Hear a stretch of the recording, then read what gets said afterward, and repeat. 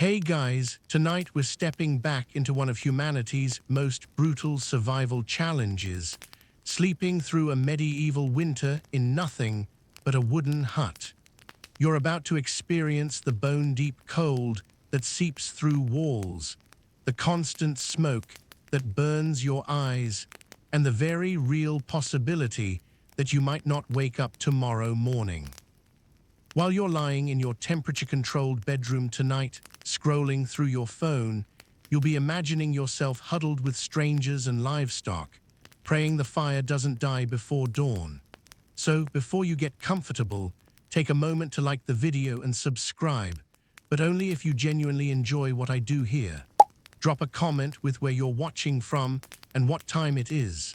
I love seeing people tune in from their beds at 2 a.m. in Toronto or midnight in Manchester.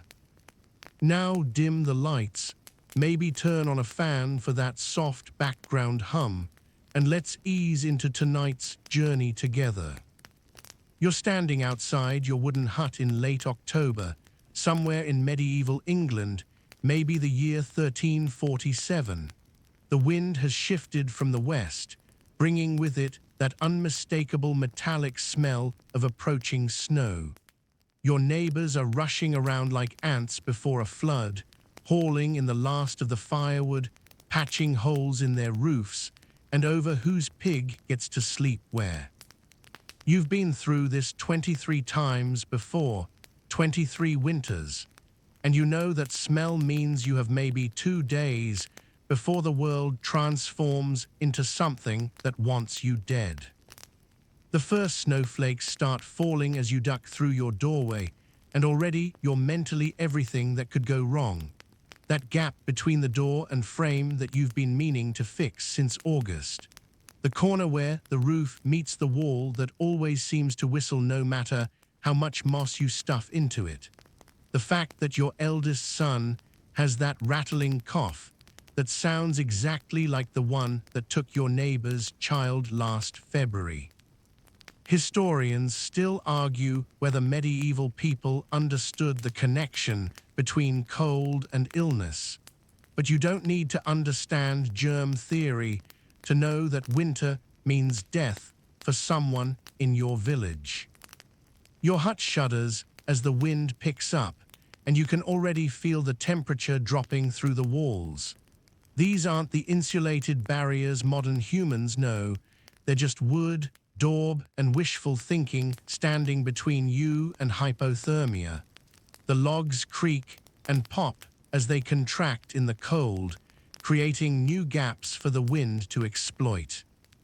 You've got beeswax from last summer's hive that you've been saving specifically for this moment, warming it between your palms to make it pliable enough to press into the emerging cracks. The mainstream historical fact that most people don't realize is that medieval winters were actually colder than today's. You're living through what scientists now call the medieval warm period, but that's ending, and the little ice age is beginning. Rivers that never froze in your grandfather's time are starting to ice over. The Baltic Sea, according to Merchant Thales, sometimes freezes solid enough to walk from Sweden to Finland. You don't know these terms, obviously, but you know your father's stories about mild winters sound like fairy tales now. Here's the quirky tidbit that would make modern preppers jealous. You've been fermenting fish heads in a barrel behind your hut for 3 weeks, following a technique your Danish trading partner swears by. The smell could knock a horse unconscious, but apparently eating a spoonful before bed keeps your body temperature elevated through the night. You're skeptical, but desperate enough to try anything that might give you an edge against the cold. As darkness falls, and it falls early now, around 4 in the afternoon, you're making final preparations. Your children are bringing in the last of the kindling, carefully stacking it where it won't get wet from the snow that inevitably finds its way through the roof. Your wife is stirring a pot of pottage that's been thickening all day, heavy with barley and what little meat you could spare from your stores. The smell fills the hut, competing with the smoke from the central fire that's already making your eyes water. The construction of your hut reveals engineering wisdom that modern architects are only now rediscovering. You run your hand along the main support beam, a massive oak trunk your great-grandfather selected 60 years ago, chosen because it grew with a natural curve that perfectly distributes the weight of your roof. He waited until winter to fell it, knowing the sap would be down and the wood would cure harder. That beam has outlasted 3 sets of walls, 2 major fires, and 1 attempt by the local lord to tax you for unlicensed architectural improvements. Your walls follow what builders call crack construction, though you just know it as the proper way. 2 curved timbers form an arch, meeting at the ridge like hands pressed in prayer. Between these main frames, smaller timbers create a skeleton that's been filled with wattle and daub, a mixture of woven branches, mud, straw, animal hair, and whatever else binds the mess together. You've recently added fresh cow dung to the mixture, which sounds disgusting until you realize it's an excellent insulator and naturally antimicrobial. The smell fades after a week, mostly masked by wood smoke and the general funk of medieval life. The wood itself tells stories if you know how to read it. Those darker patches on the eastern wall, that's where your father once experimented with a tar-based sealant made from pine pitch and charcoal. It worked too well.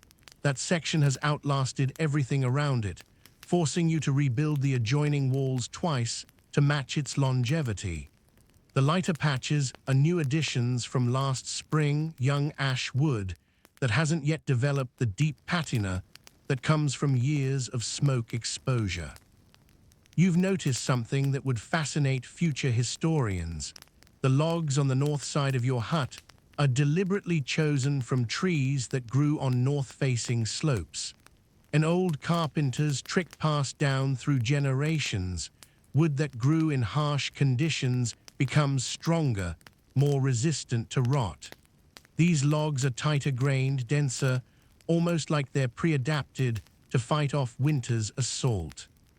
Scholars still debate whether medieval builders understood this scientifically or just noticed patterns over centuries of trial and error. Here's where things get interesting and slightly gross. Between the outer wall and inner wall, you've packed a special insulation that would make modern eco-builders weep with envy. It's a combination of dried bracken, sheep's wool still greasy with lanolin, and the cleaned bones from every meal you've eaten in the past year. The bones create air pockets, while the lanolin naturally repels moisture. Sometimes at night, you can hear mice moving through this insulation layer, their tiny feet pattering like rain. You let them be. They're adding their own body heat to your thermal mass, and they keep the insects under control. The corner posts of your hut aren't just stuck in the ground like amateur hour. They rest on flat stones that your grandfather hauled from the river, each one carefully selected for its lack of cracks where frost could expand. These foundation stones sit above the ground level, preventing moisture from wicking up into the wood, a technique the Romans used, but somehow everyone forgot about for a few centuries before rediscovering it. You've seen neighbors' huts literally rot from the ground up because they skipped this crucial step. Your roof deserves its own appreciation. It's not thatch, which is what rich folks assume all peasants use. Thatch is actually expensive and requires skilled workers to install properly. No, your roof is made from overlapping wooden shingles, each one split by hand from straight-grained oak. They're arranged like fish scales, each row covering the gaps in the row below. When it rains, the wood swells and seals tight. When it's dry, they contract and allow air circulation. It's basically a breathing membrane, that would cost thousands of dollars to replicate with modern materials. The door, now that's where your craftsmanship really shows. It's not a simple plank but a masterpiece of joinery with diagonal braces preventing it from sagging. The hinges aren't metal, too expensive, but leather straps boiled in wax until they're hard as iron. The door fits so precisely that you have to lift it slightly to open it, which everyone complains about until winter comes and they realize that lift creates a seal that blocks drafts better than any threshold. You've also incorporated what future builders would call thermal mass. That seemingly random pile of stones in the corner, it's positioned to catch sunlight through your single precious window during the day. The stones absorb heat slowly and release it through the night. Your cat has figured this out and claims that spot every evening, purring like she's discovered the secret of the universe. The most ingenious feature might be the way your hut is oriented. The entrance faces southeast, catching the morning sun but avoiding the prevailing winter winds from the single window, a luxury that cost you 3 pigs, faces south, maximizing light during the short winter days. Even the internal layout follows thermal logic. Sleeping areas on the side that gets afternoon sun, storage on the cold north wall where preservation is better. Your obsession with ceiling gaps begins before the first frost, when you can still feel your fingers and think clearly. You're crawling along the base of your walls with a leather pouch full of moss you gathered from the north side of oak trees, the dense, springy kind that stays flexible even when frozen. Every gap wider than a wheat stalk gets your attention. You're not just stuffing randomly, there's an art to this. First goes a layer of dried grass, then the moss, then a final seal of mud mixed with horsehair and pine resin that hardens like cement. The mixture you're using would make modern chemists nod in approval. The horsehair acts like rebar in concrete, preventing cracks from spreading. The pine resin is naturally antimicrobial and water-resistant. The mud isn't just any mud.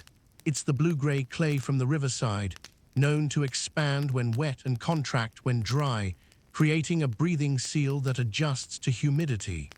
You learned this recipe from your mother, who learned it from hers, going back God knows how many generations. You've discovered that different gaps require different treatments. The spaces between logs get a special mixture heavy on the horsehair because these gaps expand and contract with temperature changes. The spots where the roof meets the walls get extra pine resin since that's where rain drives in. Around the door frame, you use a softer mixture with more moss, something that can compress when the door closes, but spring back to fill the space when it opens. Your neighbors think you're mad when they see you collecting spider webs from the barn, but you know something they don't. Those webs, when mixed into your ceiling compound, create a fibrous network that's incredibly strong and flexible. Plus, you swear it helps prevent mold, though you can't explain why. Historians still debate whether medieval people understood the antibacterial properties of spider silk, or if this was just lucky accident repeated through generations. The really tricky spots are where the chimney meets the roof. If you have a chimney, which you don't, because you're not that wealthy, your smoke hole is a sophisticated affair of overlapping boards that can be adjusted depending on wind direction. But sealing around it requires a special touch. Too tight and smoke backs up into your hut. Too loose and you might as well sleep outside. You use a mixture of clay and ground oyster shells here, something that stays somewhat flexible even in extreme temperature swings. Here's the quirky detail that would blow modern minds. You're incorporating human urine into some of your sealants. Not randomly, specifically the morning urine of pregnant women, which your grandmother swears makes the strongest, longest-lasting seal. There's actually science behind this. The ammonia content helps bind certain compounds, but all you know is that sections sealed with this special ingredient never seem to need repairing. You pay special attention to the floor-to-wall junction, where cold air loves to creep in like an unwanted guest.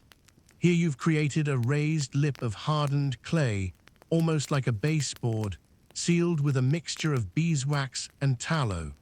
Your children know not to lean against this barrier. Breaking it means spending a night feeling Arctic air slice across the floor like an invisible knife. The window requires its own symphony of sealing techniques.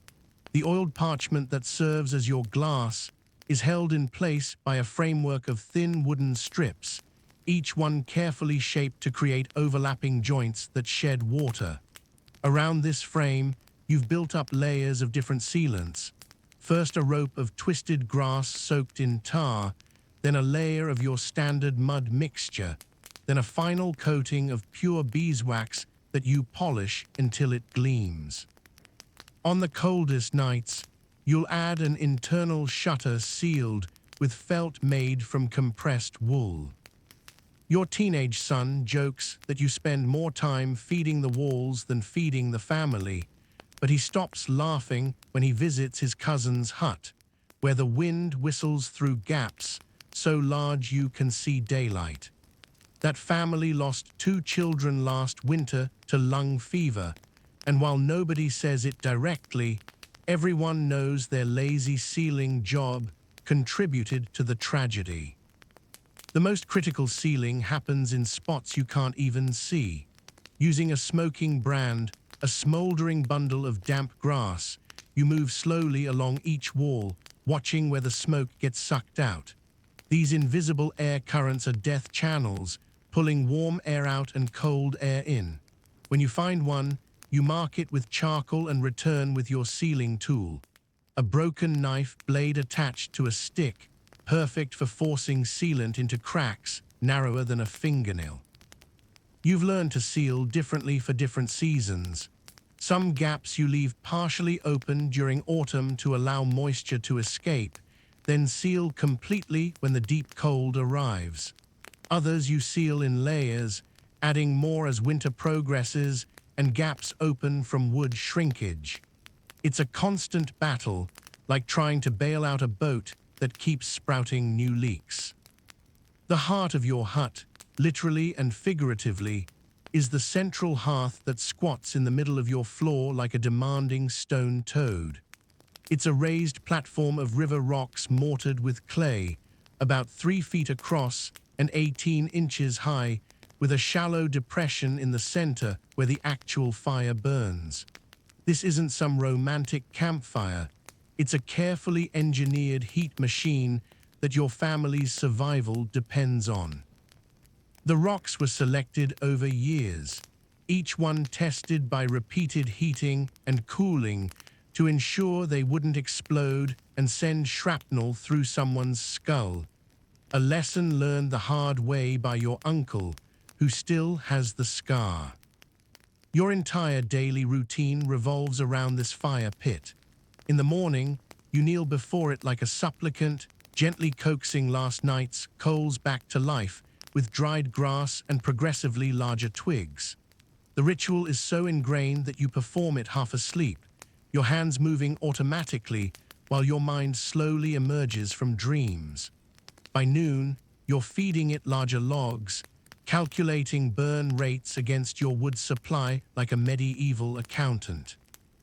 By evening, you're banking it carefully, arranging partially burned logs to smolder slowly through the night without consuming too much precious fuel. The physics of your hearth would impress modern engineers, though you understand it only through inherited wisdom. The raised design allows air to flow underneath, creating draft that feeds the fire efficiently. The stone mass absorbs heat during active burning and radiates it back during the night. You've even noticed that certain stones, the dark, smooth ones from near the old Roman road, hold heat better than others. Scholars still debate whether medieval people understood thermal mass or just noticed patterns, but you don't care about theory when your children's survival depends on practice. Here's something that would shock modern safety inspectors. Your hearth has no chimney. Smoke rises to fill the upper portion of your hut, creating a layer that actually serves as insulation.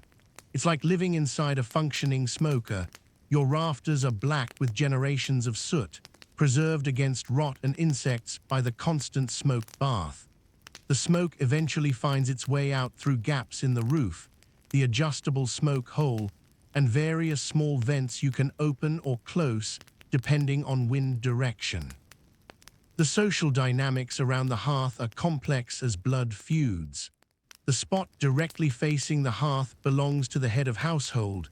That's you, not from ego, but because you need to monitor the fire constantly. Your pregnant wife gets the next warmest spot, followed by the youngest children. Your teenage son sleeps furthest from the fire, which he considers unfair until you remind him that he also has the most body mass and the newest blanket. Even the dog has an assigned spot, close enough to provide warmth to the little ones, but far enough to avoid getting kicked when someone needs to tend the fire. You've developed an entire language of fires. The morning fire is bright and hot, designed to warm the space quickly and dry out moisture that accumulated overnight. The cooking fire is steady and even, with specific woods that burn clean, apple for special occasions, oak for everyday use, never pine unless you enjoy eating soot porridge. The evening fire is the most complex, bright enough to provide light for final chores, then gradually reduced to a specific configuration of crossed logs that will smolder safely through the night. Managing your fuel is like managing a bank account where overdrafts mean death. You know exactly how many logs you have stacked outside, covered with bark sheets and raised off the ground. You know that one cartload lasts roughly 6 days in autumn, 4 days in deep winter, assuming no wet wood or unexpected cold snaps. You've even developed a rating system. The straight oak burns longest, the twisted apple burns, the birch starts easiest, and the elm is basically worthless except for smoking meat. The hearth also serves purposes beyond heat. It's your kitchen, where iron pots hang from adjustable chains, allowing you to control cooking temperature by raising or lowering the vessel. It's your pharmacy, where medicinal herbs dry in the smoke and water boils for healing teas. It's your social center, where stories are told and plans are made while everyone stares into the hypnotic flames. It's even your garbage disposal, food scraps, worn-out clothing, and anything else combustible eventually feeds the eternal hunger of the fire. Your 5-year-old daughter has the job of fire watcher during the day, a responsibility that teaches vigilance and grants her special status. She knows to call out if the flames turn blue wet wood, black smoke appears, something blocking airflow, or the dreaded pop-crack sound that means a log is about to roll out of position. She's already developed the intuitive sense for when a fire needs feeding, that subtle change in the light and sound that says the flames are getting hungry.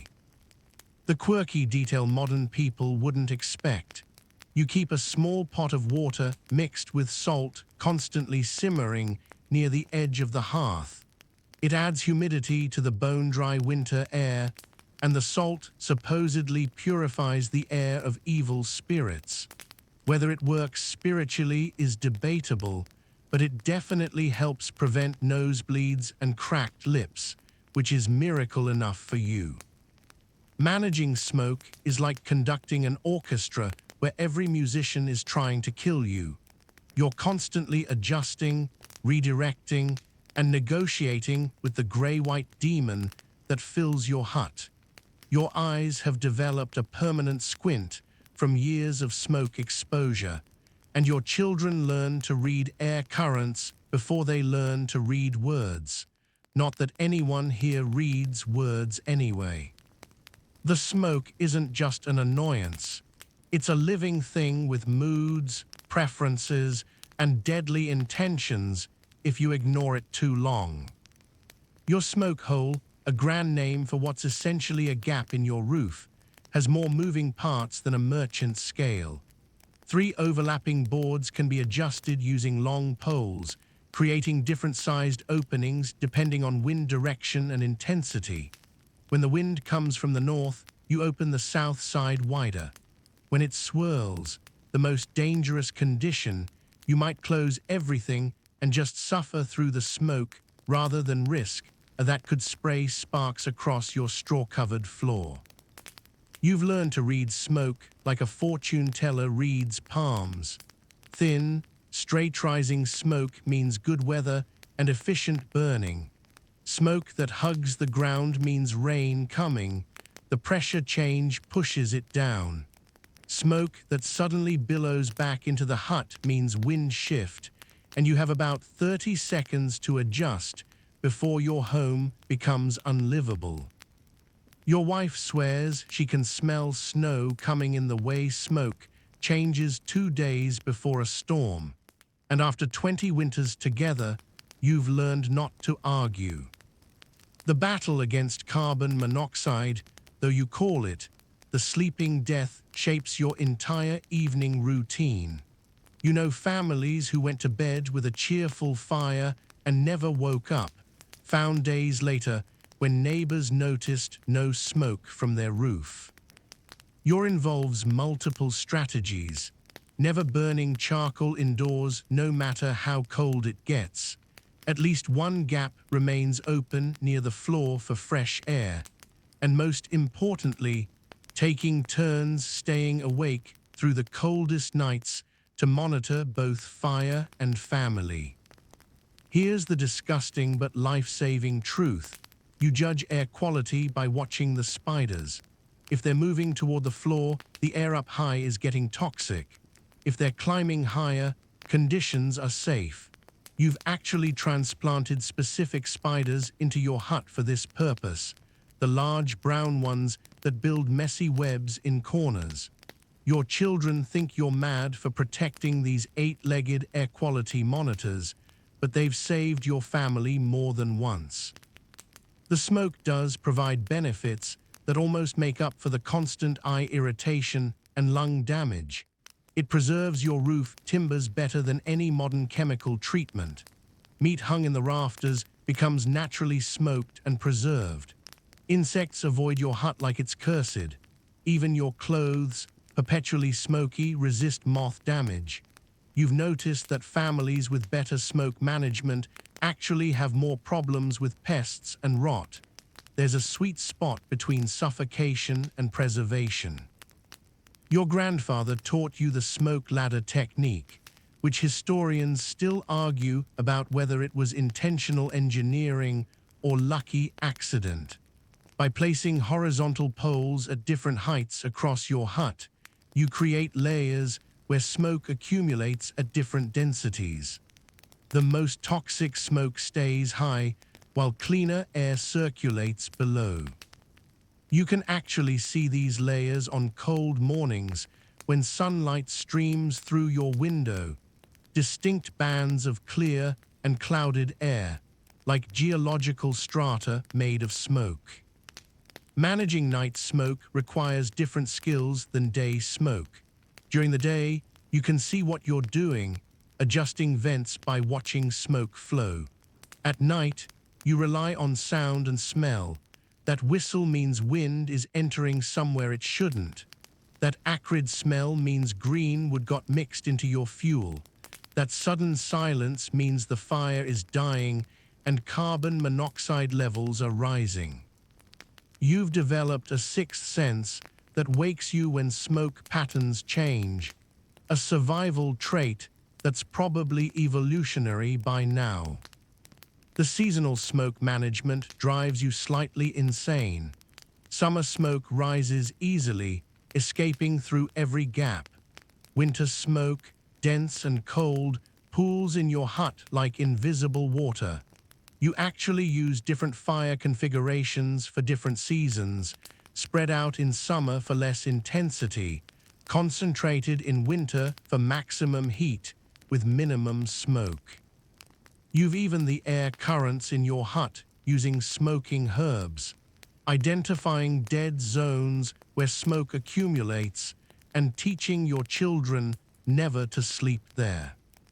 Your tools for smoke management look like torture devices, but are actually sophisticated instruments. The long pole with a leather flap on the end isn't for beating children. It's for creating artificial drafts, wafting smoke toward exits. The series of boards hanging from the rafters can redirect smoke flow like aerial traffic control. The wet cloth you keep by the door isn't just for emergencies. It's for breathing through when conditions get temporarily unbearable. The quirkiest smoke trick you've learned involves your chickens. Yes, the 3 hens that roost in the corner of your hut. When they start making that specific distressed warble, carbon monoxide is building up near the floor. They're more sensitive than humans, so their discomfort is your early warning system. Plus, their body heat contributes to air circulation, and their eggs taste mysteriously smoky, which merchants in town actually pay extra for. Your sleeping arrangements would make modern minimalists weep with envy and horror in equal measure. The bed is a raised platform built against the western wall, about knee-high off the ground to escape the cold air that pools on the floor like invisible ice water. It's constructed from oak planks worn smooth by generations of restless sleepers, wide enough for 4 adults lying sideways, which is exactly how you sleep, packed together like salted fish in a barrel. The platform creaks with every movement, a wooden symphony that announces every midnight trip to the piss pot. The foundation of your comfort, and that's a generous use of the word, comfort, is a thick layer of dried bracken and heather, replaced every autumn when the plants are driest. On top of this sits what you optimistically call a mattress, a rough cloth sack stuffed with straw, hay, and when you're lucky, dried lavender and meadowsweet to combat the inevitable smell of human bodies that haven't bathed since September. The straw needs constant management, turning, fluffing, and checking for mice who view your mattress as both home and pantry. You've learned the hard way that not all straw is created equal. Wheat straw is best, hollow stems that trap air for insulation. Barley straw is acceptable but breaks down, turning to dust that makes everyone sneeze. Oat straw is a last resort, as it attracts more vermin and develops a peculiar sour smell when it gets damp. You've even experimented with dried bean pods from the harvest, which your wife claims stay warmer but make sounds like you're sleeping on a pile of autumn leaves. The sleeping configuration is pure strategic genius born from necessity. You sleep on the outside edge, closest to danger, farthest from the wall where cold radiates through. Your pregnant wife lies next to you, then the youngest child who still needs night feeding, then progressively older children toward the wall. Your eldest son gets the wall spot, which seems like punishment until you realize he's also got the thickest blood and the most body fat from sneaking extra portions at dinner. Here's what historians still debate, the great bundling controversy. On the coldest nights, you might share your bed with relatives or even neighbors whose hearth has died. Everyone sleeps fully clothed, sometimes with a wooden board placed between strangers for propriety.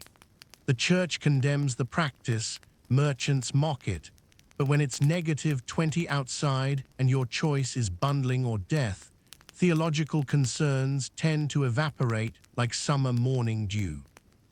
The bedding hierarchy is stricter than royal protocol.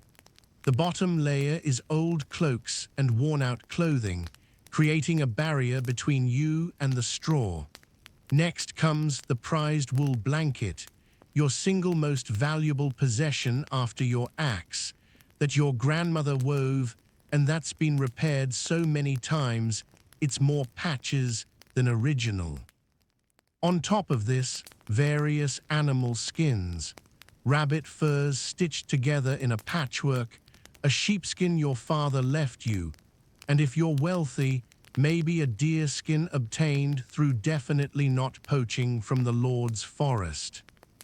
Your pillow situation would make modern chiropractors rich from treating the resulting neck problems.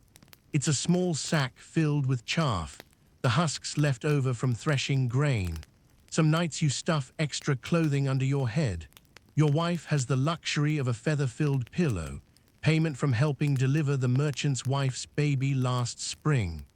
The children make do with rolled-up tunics or simply use their arms, developing neck muscles that could probably strangle an ox.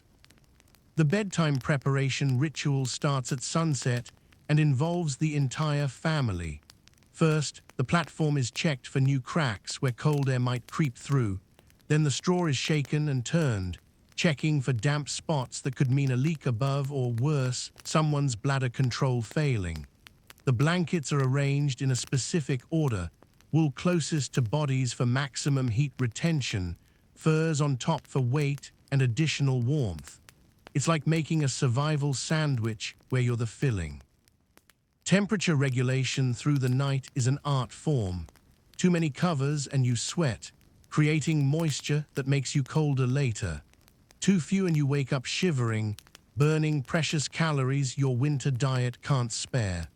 You've developed a complex system of partial covering, feet and torso fully wrapped, arms free to regulate temperature, head covered with a wool cap that can be adjusted without disturbing the whole arrangement. The quirky detail that would shock modern sensibilities. You keep a small pot of coals from the hearth under the bed platform on the coldest nights. It's incredibly dangerous, hence why your neighbor's hut burned down 2 winters ago, but when executed properly, it creates a pocket of warm air that rises through gaps in the planks. You've added a safety feature, a pan of sand underneath to catch any falling embers, though this doesn't eliminate the risk of carbon monoxide, which you combat by the pot is only glowing coals, never actively burning material. Your dog has her own role in the sleeping arrangement. She starts at the foot of the bed, warming your feet, but gradually migrates during the night to wherever the coldest child is. By morning, she's usually curled around the toddler, who somehow always manages to kick off his covers despite the cold. The cat, meanwhile, has claimed the warmest spot near the hearth and regards your sleeping platform with the disdain of someone who's figured out the better deal. Layering for sleep becomes your nightly armor ritual, each piece of clothing a calculated decision in the war against hypothermia. You start with your base layer, the same linen shirt you've worn for the past 2 weeks, now so infused with body oils it's practically waterproof. The smell stopped bothering you around day 3, and besides, that thin film of human grease is actually an excellent insulator. Over this goes a wool tunic, the scratchy kind that makes your skin feel like you're being attacked by tiny vengeful sheep, but which traps air better than anything else you own. Your leg situation is equally complex. Woolen hose tied with strips of leather, then loose wool trousers that your wife insists on calling night breeches, even though they're just your regular breeches that have graduated to sleepwear after becoming too torn for public viewing. On the coldest nights, you add a second pair on top, creating so much bulk around your legs that turning over in bed requires a 3-point and usually an apology to whoever you've just kneed in the process. The mathematics of medieval layering would impress modern textile engineers.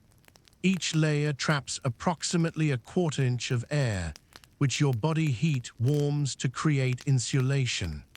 4 layers equal 1 inch of warm air, roughly equivalent to what future humans will call an R-value of 3. You don't know these numbers, but you know that fewer than 3 layers means waking up with numb extremities, and more than 5 means sweating yourself into a hypothermic situation when the moisture freezes. Your feet receive special attention because frozen toes can turn black and fall off.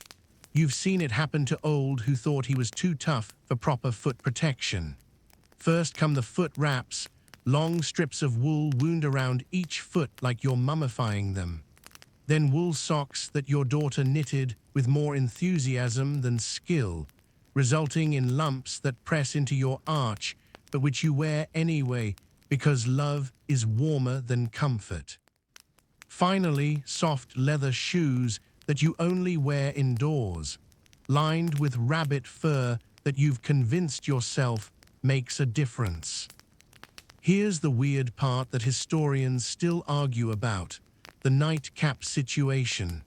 You wear a wool cap to bed that covers your ears and ties under your chin, making you look like an overgrown baby, but preventing massive heat loss through your head. Some nights, when it's brutally cold, you add a hood on top of the cap, then another cap on top of that, creating a textile onion of head protection. Your wife has a linen coif under a wool cap under a fur-lined hood, a triple layer that she claims prevents the headaches that plague her through winter. Your hands are trickier. You need them free to tend the fire during the night, but exposed hands are useless frozen claws by morning. The solution: fingerless mittens made from felted wool with a flap that can cover your fingers when not in use. You've sewn leather patches on the palms for grip, and on the coldest nights, you rub them with goose fat for extra insulation. They smell like a rendering plant, but they've saved your fingers more times than you can count, which you still can, because you have all 10 fingers. The children's layering is even more elaborate because they can't regulate temperature as well as adults. Your toddler wears so many layers he looks spherical, unable to lower his arms to his sides. First his linen undergarments, then wool leggings, then a wool tunic, then another tunic, then a cloak wrapped and pinned around him like a textile prison. He complains every night during the dressing ritual, then falls asleep instantly once properly bundled, warm as a little furnace. Your teenage son thinks he's too tough for proper layering, trying to impress the miller's daughter with his cold resistance. You let him try sleeping in just 2 layers once. By midnight, he was crawling back to the family bed, shivering so hard his teeth sounded like dice in a cup. Now he layers without complaint, though he still insists on leaving one arm uncovered to prove something to someone, probably himself. The social rules of layered sleeping are unspoken but absolute. Nobody comments on the smell. Everyone smells like a barn anyway. Nobody complains about the bulk. Extra padding means extra warmth for everyone. And nobody, absolutely nobody, removes layers during the night without warning others, as the sudden blast of cold air under the covers affects everyone and has been grounds for justifiable murder, or at least that's what your wife threatens. The morning is its own comedy. Everyone emerges from bed looking like they've been inflated, waddling around the hut as blood flow returns to compressed limbs.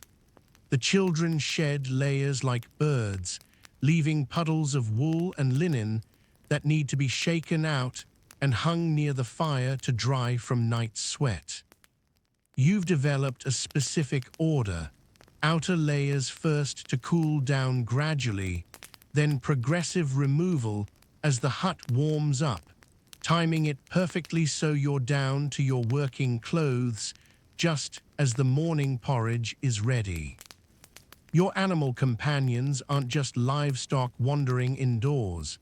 They're strategic heating units with personalities, preferences, and unfortunately, digestive systems that work overtime in the confined space.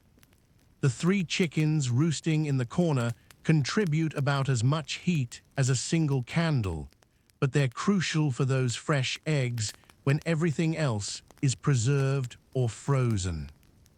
They've developed a nighttime pecking order that mirrors your family's sleeping arrangement, with the dominant hen claiming the spot closest to the residual hearth heat. The real heating power comes from your dog, a mongrel of indeterminate breeding but exceptional thermal output. She generates roughly the same heat as a small child, but takes up half the space and doesn't kick in her sleep much. Her preferred spot is wherever the youngest child is, creating a furry furnace that saved your toddler from more than one dangerously cold night. She's learned to hold her bladder for impressive lengths, understanding that leaving the bed means losing her spot to the opportunistic cat. Speaking of the cat, she's less about providing heat and more about strategic heat theft. She's every warm spot in your hut with scientific precision, the stones near the hearth at sunset, the spot where smoke pools near the rafters at midnight, the dog's back at dawn. Your wife swears the cat can predict temperature changes, moving to new spots minutes before they become the warmest location. The cat contributes nothing to your warmth, but somehow convinces everyone she's essential to the sleeping arrangement. On the coldest nights, larger animals join the indoor party. Your pig, yes, the pig comes inside when it's below freezing, settles in the corner furthest from your sleeping platform.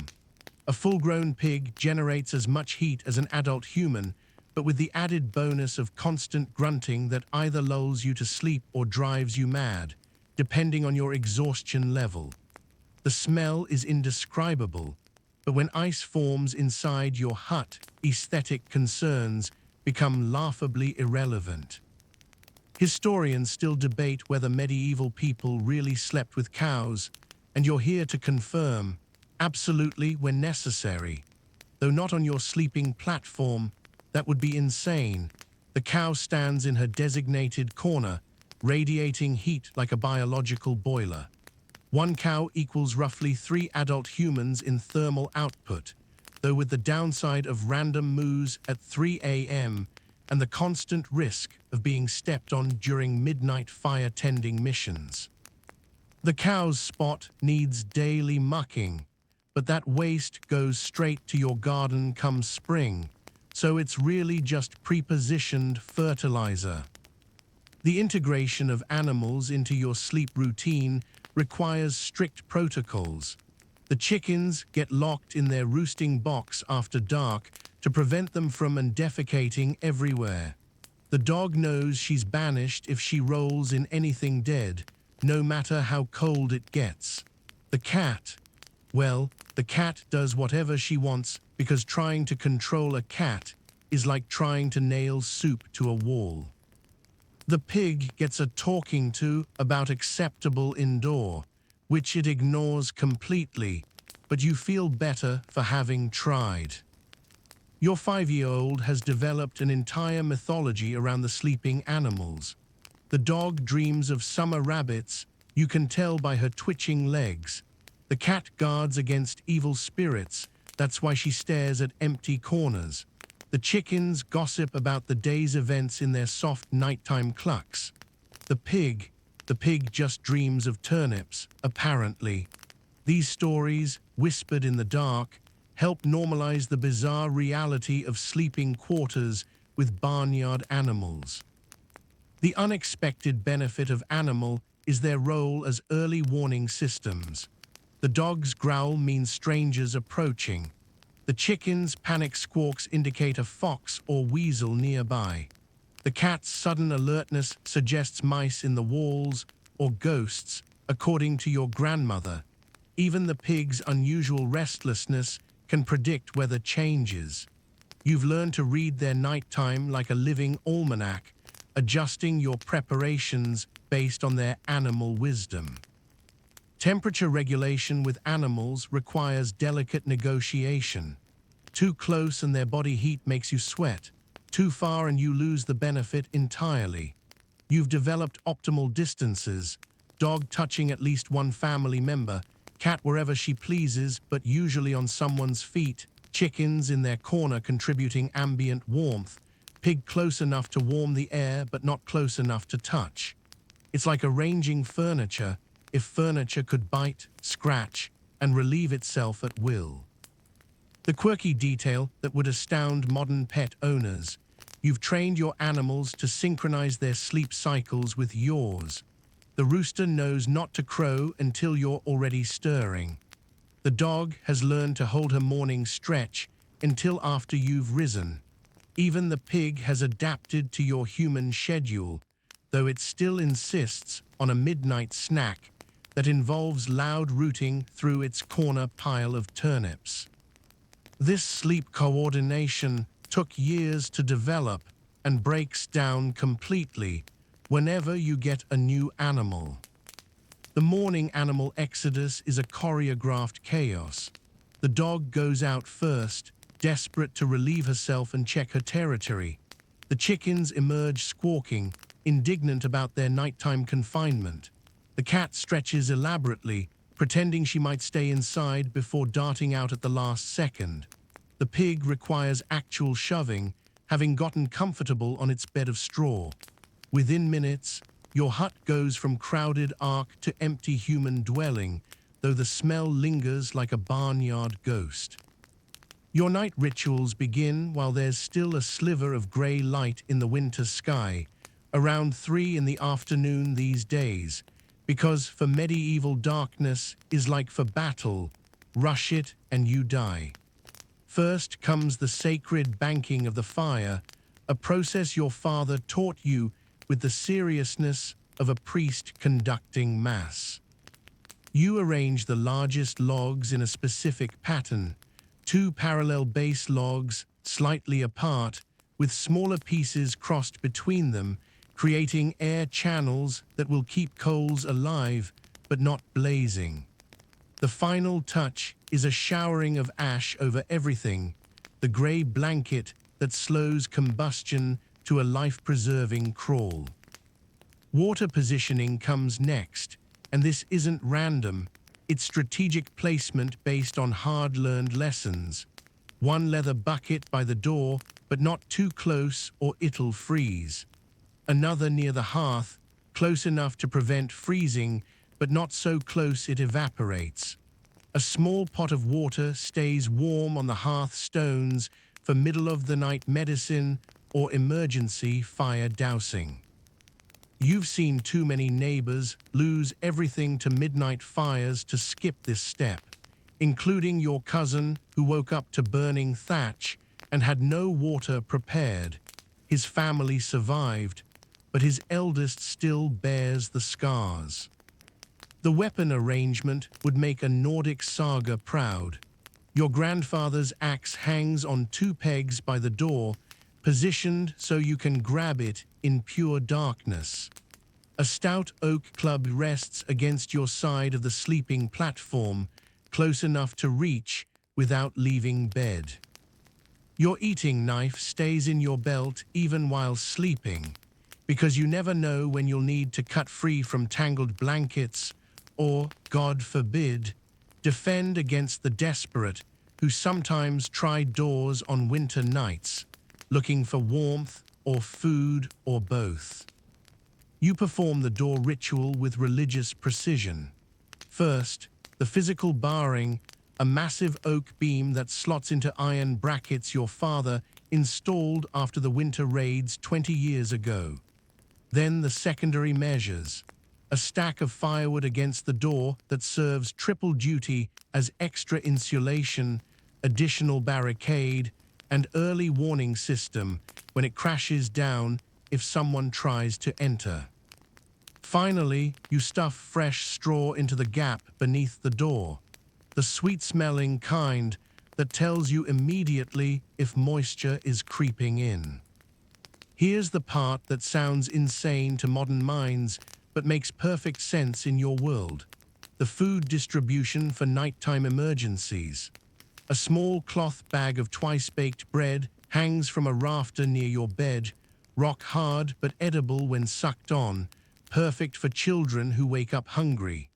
A sealed pot of ale sits in the corner, because dehydration at night is deadly when you can't risk going outside for snow. Even a small portion of salted pork waits wrapped in cloth, because sometimes the difference between surviving until morning is a few mouthfuls of protein. The children have their own checklist, performed with varying degrees of enthusiasm. Your eldest checks that all the shutters are properly latched. Wolves have been spotted near the mill this week. Your daughter ensures the chickens are secured in their box with air holes open, but not too wide. The toddler's job is to gather all the foot wrappings and place them near the fire for warming, though he mostly just waves them around like battle flags until his sister intervenes. Your wife performs the medical preparations, arranging herbs and remedies within arm's reach. Willow bark for fever, honey for coughs, that mysterious green powder the traveling healer sold you that might be medicine or might be dried pond scum, but seemed to help last winter's lung infection. She also positions the birth supplies, clean cloth, a sharp knife, sealed water, because Barbies don't care about convenient timing, and the midwife lives 6 houses away through snow that might be impassable. The light management strategy involves careful rationing of your precious rush lights, dried rushes in mutton tallow that burn for about 20 minutes each. You have exactly 12 prepared for tonight, to be used only for emergencies. The hearth provides the only regular light, which means everyone develops night vision that would impress a cat. You've actually noticed your eyes adapting seasonally. By deep winter, you can navigate your hut in almost complete darkness, every obstacle memorized, every creaky board identified. Sound becomes your primary nighttime sense, and you prepare for it accordingly. The wind chime made from old iron scraps hangs outside, not for music, but for wind warnings. Different tones mean different directions and intensities. Inside, you've learned to position things to minimize noise, water buckets on flat stones to prevent scraping, tools hanging from leather straps to prevent clanking. Unexpected sounds at night trigger immediate investigation, because the difference between a settling beam and a breaking beam could be your life. The final ritual, performed right before climbing onto the sleeping platform, is the counting. You count family members, confirming everyone's present. Count the animals, none have wandered out to freeze. Count your tools, because sometimes desperate neighbors borrow things. Count the logs remaining for morning. Count your blessings that you've survived another day, though that last part you keep to yourself, because optimism is basically tempting fate in medieval times. Midnight awakening isn't an interruption of sleep. It's an expected intermission in your nightly survival performance. Your body has developed an internal clock more accurate than any church bell, rousing you every 3 to 4 hours with the reliability of a worried mother. Your eyes open to complete darkness, and your first action is always the same: listening. Is that raspy breathing from your youngest normal sleep sounds, or the beginning of croup? Is the wind picking up, threatening to tear loose roof shingles? Is the fire still crackling, or has it gone ominously silent? You slip from under the covers with practiced stealth, a move you've perfected over decades to minimize cold air infiltration and spouse irritation. Your bare feet find the exact floorboards that won't creak. Third plank from the wall. Step over the fourth completely. Wait on the outside edge of the fifth.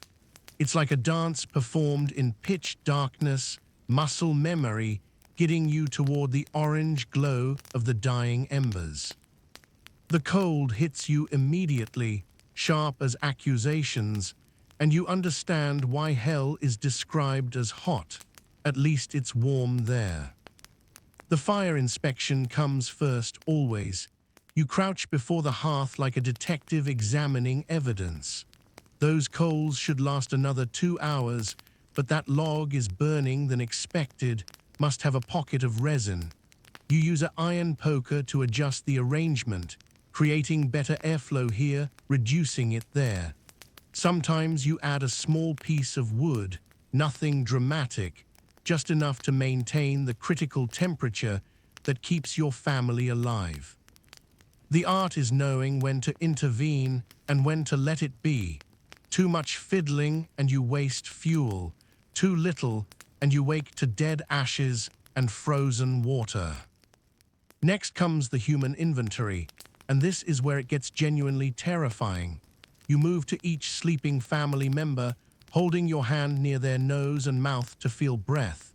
Your eldest son sleeps like the dead, so still you sometimes shake him gently just to see movement. The toddler, conversely, thrashes around like he's fighting Vikings in his dreams, regularly escaping from his blankets. You tuck him back in, knowing you'll repeat this process in 3 hours. Your wife mumbles something about rabbits. She always dreams about rabbits in winter, though neither of you knows why. The truly scary moment comes when checking your infant daughter. Infants die in winter with horrible regularity, carried off by cold or fever, or simply stopping breathing for reasons nobody understands. You lean close, watching for the tiny rise and fall of her chest, feeling for the warmth of her breath. Only when you're certain she's alive do you check her wrappings. She's warm but not overheated. There's a specific smell, sweet and milky, that means she's healthy. Any sour note, and you wake your wife immediately. Water management requires delicate calculation. That ice forming in the bucket near the door is actually good. It means the door seal is holding and cold is staying outside. The water near the hearth should be liquid but not warm. If it's steaming, you're wasting fuel. You break the ice in the washing bowl with quiet precision, for mourning while trying not to wake anyone.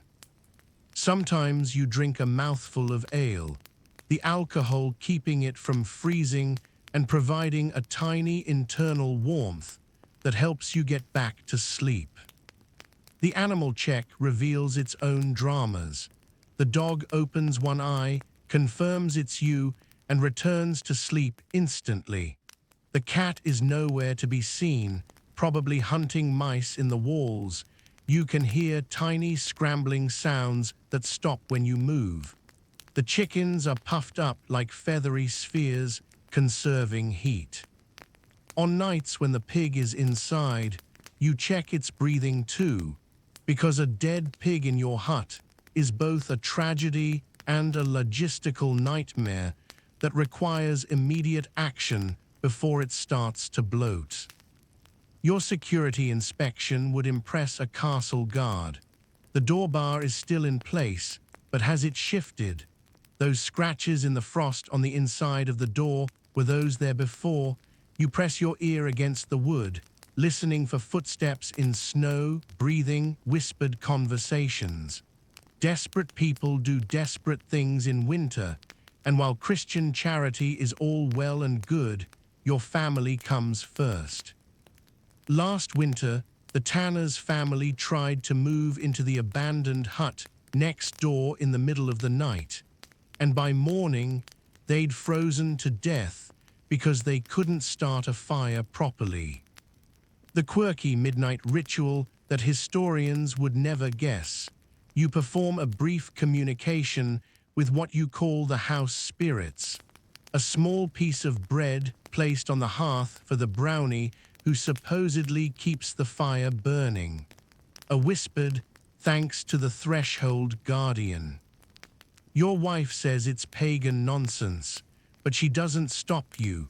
And honestly, when you're standing alone in the freezing darkness with your family's lives depending on wooden walls and controlled combustion, you'll take all the supernatural help you can get.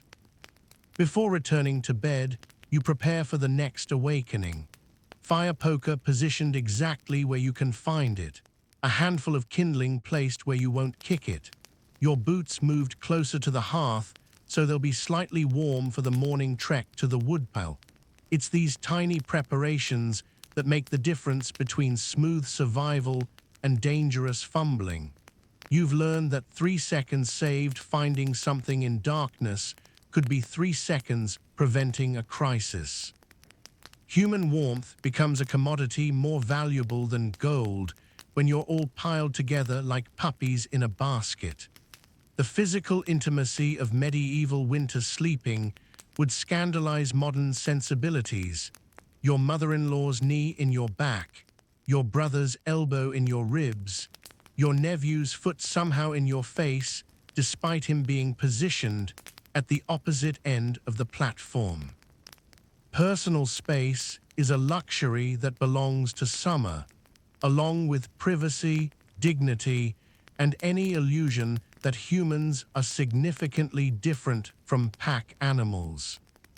The politics of position changes nightly based on complex negotiations. Whoever worked hardest gets the second warmest spot. The warmest belongs to whoever's sick or pregnant. Children who misbehaved get wall positions where the cold seeps through.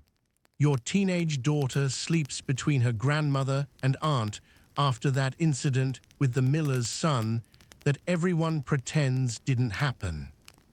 Even body temperature becomes currency.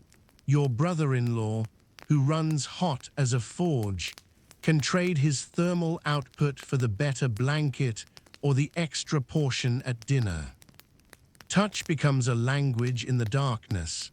A gentle tap means, "I need to get up for the pot." A sharp elbow means, "Stop snoring before I smother you." Your wife's cold foot against your calf is marital code for the baby needs feeding, but I'm pretending to be asleep. The children develop elaborate communication through pokes and prods, carrying on entire arguments without speaking, until someone, usually grandmother, hisses for silence and delivers a warning slap that somehow finds its target despite complete darkness. Historians still argue whether medieval people were more emotionally connected due to this constant physical proximity. But you know the truth. You can despise someone while still appreciating their body heat. Your brother-in-law is a fool who couldn't find his ass with both hands and a map. But on February nights, his presence means survival. So you tolerate his existence and his snoring and his tendency to pass gas that could fell an ox. Come summer, you'll go back to barely speaking, but winter makes temporary allies of everyone. The synchronized breathing that develops is almost mystical. After the initial thrashing and settling, your family finds a rhythm, inhaling and exhaling together like some multi-headed organism. Scientists would later call this respiratory coupling, but you just know that fighting against the rhythm keeps you awake, while joining it brings sleep.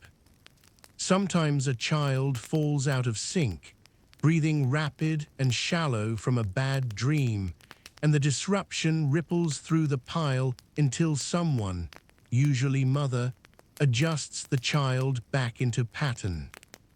Here's the uncomfortable truth about medieval sleeping arrangements. Arousal happens, and everyone pretends it doesn't. Your teenage son sleeps facing the wall for obvious reasons. Married couples develop subtle signals for when privacy is desperately needed. usually involving someone suddenly remembering they need to check the fire very thoroughly, while others develop temporary deafness. The hay loft in the barn becomes very popular on slightly warmer nights for reasons that have nothing to do with checking on the livestock. The smell situation defies modern comprehension. Take the baseline human funk of people who bathe quarterly if they're fastidious. Add the yeasty smell of bodies fighting off infection, the sour milk smell of the nursing mother, the puppy stink of children who've been playing in mud, the herbal reek of grandmother's medicinal poultices. Layer in dog, cat, possibly pig, certainly chickens. The first few minutes are overwhelming, then your nose simply surrenders and stops reporting. Visitors gag, but you don't even notice anymore. Body heat distribution follows laws as strict as thermodynamics. Heat rises, so whoever's on top of the pile gets warmest, usually achieved by children climbing on top of adults in the night. Heat also flows from hot to cold, so the warmest person gradually cools while the coldest warms, reaching an equilibrium that's barely adequate for everyone. You've learned to rotate positions through the night, the family unconsciously shifting like a very slow, very lumpy wheel. Your 5-year-old has appointed herself the family's sleep narrator, providing whispered commentary that would be adorable if it weren't 3 in the morning. Father's breathing sounds like the sawmill.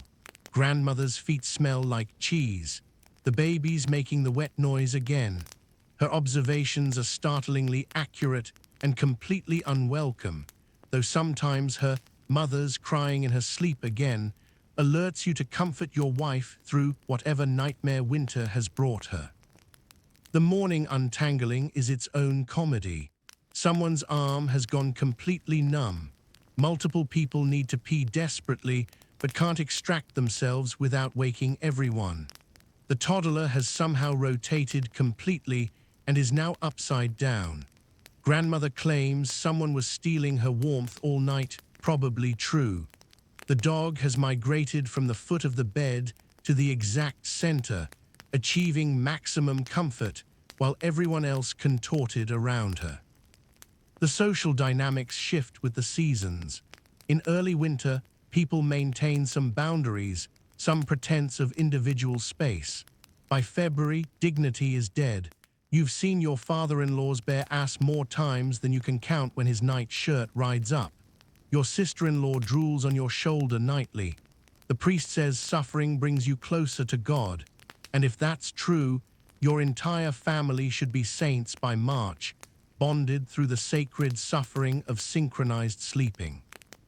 Your winter diet transforms completely when the cold arrives, becoming a calculated assault of calories designed to stoke your internal furnace.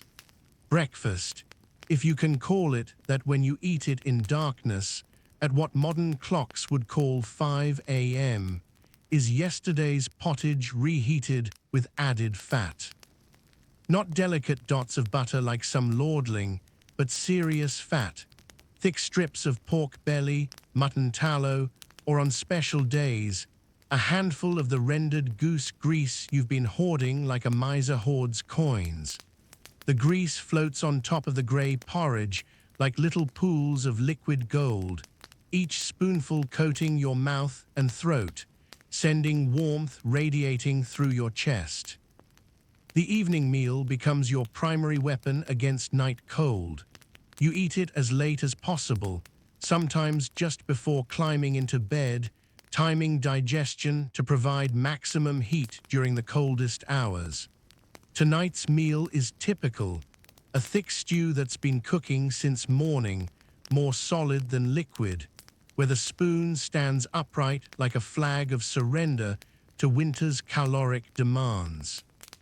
There's barley that's cooked down to mush, turnips that have given up all structural integrity, and if you're lucky, chunks of meat so tender they dissolve on your tongue, usually the tougher cuts that require all-day cooking to become edible. Your preservation methods would horrify modern food safety inspectors, but have kept your family alive for generations. The salt pork hanging from your rafters has a rainbow sheen of that definitely weren't there in autumn. The fermented cabbage in the corner crock smells like death warmed over, but provides essential nutrients that prevent your teeth from falling out. The blood pudding, made from the pig you slaughtered in November, has developed a fur of mold that you scrape off before eating, telling yourself it's probably medicinal. Historians still debate whether medieval people understood the connection between winter diet and scurvy, but you know that families who don't eat their fermented vegetables lose teeth by March. Here's what would shock modern nutritionists. You deliberately gain weight for winter. Starting in September, you eat past fullness, forcing down extra portions like a bear for hibernation. That soft layer of fat around your middle isn't vanity weight, it's insulation and emergency calories. By February, you'll have burned through most of it, emerging in spring gaunt and hollow-eyed but alive. Your wife jokes that you can tell the wealth of a family by how fat they are in March. Poor families are skeletal, rich families merely thin. The children require special dietary consideration. They burn calories just existing in the cold, their small bodies struggling to maintain temperature. You feed them first, feed them most, feed them foods you'd save for yourself in summer. They get the eggs, the fresh milk when the cow is still producing, the honey mixed into their porridge for quick energy. Your teenage son consumes horrifying quantities of food. Entire loaves of bread disappear into his apparently hollow leg, and he's still hungry an hour later. Growth spurts in winter are dangerous. You've seen children literally eat families into starvation. Your cooking methods adapt to maximize caloric extraction. Bones are boiled repeatedly until they literally dissolve, creating a gelatinous broth that sets like meat jelly when cool. Apple cores ferment into a mildly alcoholic paste that serves as both food and mild sedative for fractious children. Even leather, yes, leather, can be boiled down into an emergency soup, though you've only done this once during the terrible winter of 41, and the memory still makes your stomach clench. Every part of every animal is used. Intestines stuffed with grain and blood, brains scrambled with eggs, tongues pickled in brine, even hooves boiled down for their collagen. The fat hierarchy is absolute and unquestioned. Goose fat reigns supreme, clean-tasting, high-burning, almost medicinal in its applications. Pork fat comes second, abundant and versatile. Mutton tallow third, though its strong taste marks you as desperate when you're slathering it on everything. Butter is for the wealthy or the lucky few with cows still producing. At the bottom, fish oil, which tastes like low-tide smells, but provides essential nutrients you'd die without. You've even tried bear fat, acquired from a traveling merchant, which burned so hot in your belly you thought you'd swallowed fire. The timing of meals becomes strategic. You eat protein before bed for slow-burning warmth, carbohydrates in the middle of the night when you wake up shivering, fats continuously whenever possible, your body craving them like a drowning man craves air. Your grandmother swears by a spoonful of pure honey before sleep, claiming it prevents nightmares, though you suspect it's just the caloric hit that keeps her blood sugar stable through the night. The social aspects of winter eating are complex. Food becomes both necessity and politics. When the miller's family ran out of grain in January, suspicious, given his profession, you shared your stores, knowing they'd owe you come harvest. When your own supplies ran dangerously low in February, the blacksmith's wife appeared with a pot of stew, never mentioning the debt, but everyone understanding the ledger of survival that binds the village together. The quirky food combination that would disgust modern palates but works. Pickled eggs mashed with fermented fish paste, spread on stale bread and drizzled with honey. It hits every salty, sweet, umami, sour, while delivering protein, fat, and carbohydrates in one unholy but effective package. Your kids call it winter paste and claim to hate it while secretly licking their wooden bowls clean. The beverages that warm your winter nights would make modern sommeliers weep and temperance advocates faint. Water is basically suicide. It freezes, carries disease, and offers 0 calories when you need every possible source of energy.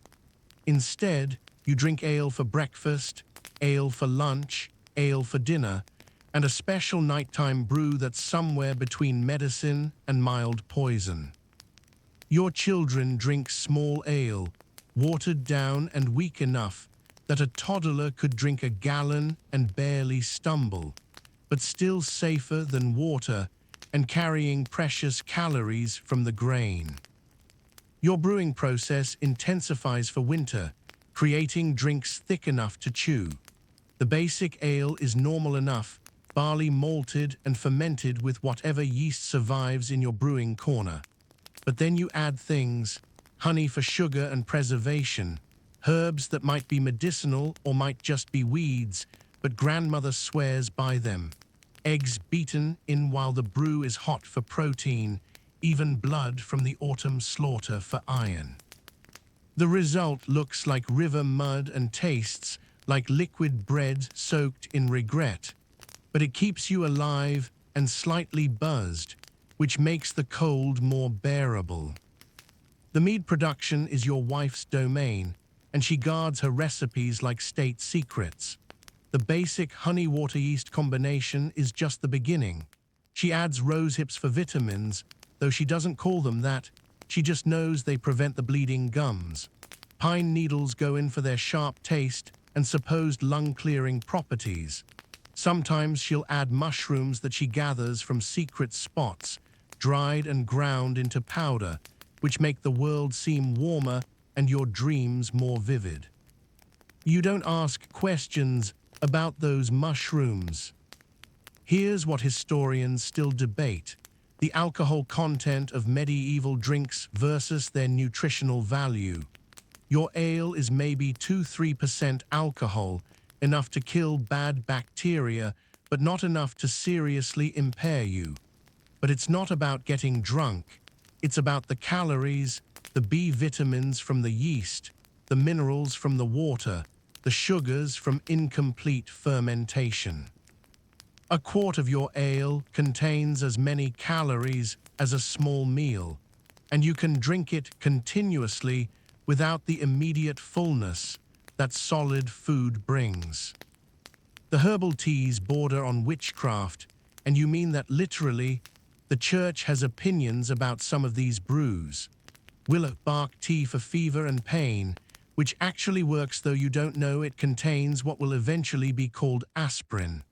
For sleep, mint for digestion, something called Mother's Helper that your wife drinks when her monthly time coincides with winter cold, creating a perfect storm of misery. The most potent is a mixture of herbs that grows only on the northern side of the old Roman ruins, which brings vivid dreams and a floating feeling that makes the cold seem distant and unimportant. Your hot drinks before bed follow strict ritual. First, the ale is warmed, not boiled, which would kill the good spirits, but heated until steam rises. Then additions, a dollop of honey, a grind of dried ginger traded from distances you can't imagine, sometimes a beaten egg if someone's sick. The children get their drinks in the special wooden cups that don't conduct heat, while adults use the horn cups that burn your hands slightly, the pain reminding you you're alive and warm. The mulled wine is for special occasions, Christmas, successful births, surviving particularly brutal cold snaps. You heat it with an iron poker thrust directly from the fire into the liquid, creating a hissing volcanic eruption that fills the hut with spiced steam. Cinnamon from the Holy Land, cloves worth more than a day's each, sugar that costs more than salt. The resulting drink tastes like liquid Christmas and burns all the way down, creating a warmth that starts in your belly and radiates to your fingers and toes. The midnight drink is crucial for survival. You keep a pot of weak ale mixed with melted fat near the hearth, never quite hot, never quite cold. When you wake at 2 a.m. shivering despite all your preparations, a cup of this fatty ale can mean the difference between going back to sleep and spending the rest of the night shaking. The fat coats your throat and stomach, the alcohol dilates your blood vessels slightly, and the warmth is both physical and psychological. Children's drinks require special consideration. They need the calories, but can't handle the alcohol or bitter herbs. Your solution: sweet ales made with extra honey, warmed milk when the cow is producing, and a special drink made from ground chestnuts and honey that's almost like liquid pudding. The baby gets breast milk, obviously, but your wife's diet of fatty ales and meat means her milk is practically cream, keeping the infant plump despite the cold. The social aspect of winter drinking creates temporary democracy. The Lord might have better wine, but everyone huddles around their warming cups with the same desperation. You've shared drinks with people you'd normally cross the street to avoid, bonded over the mutual appreciation of anything that makes the cold retreat for a few blessed minutes. There's even a tradition of leaving a cup of ale by the door for not charity, but insurance that desperate strangers won't break in seeking warmth. The morning after effects of winter drinking are their own challenge. Not hangovers exactly. The alcohol content is too low, but the dehydration from alcohol combined with dry winter air leaves everyone cotton-mouthed and dizzy.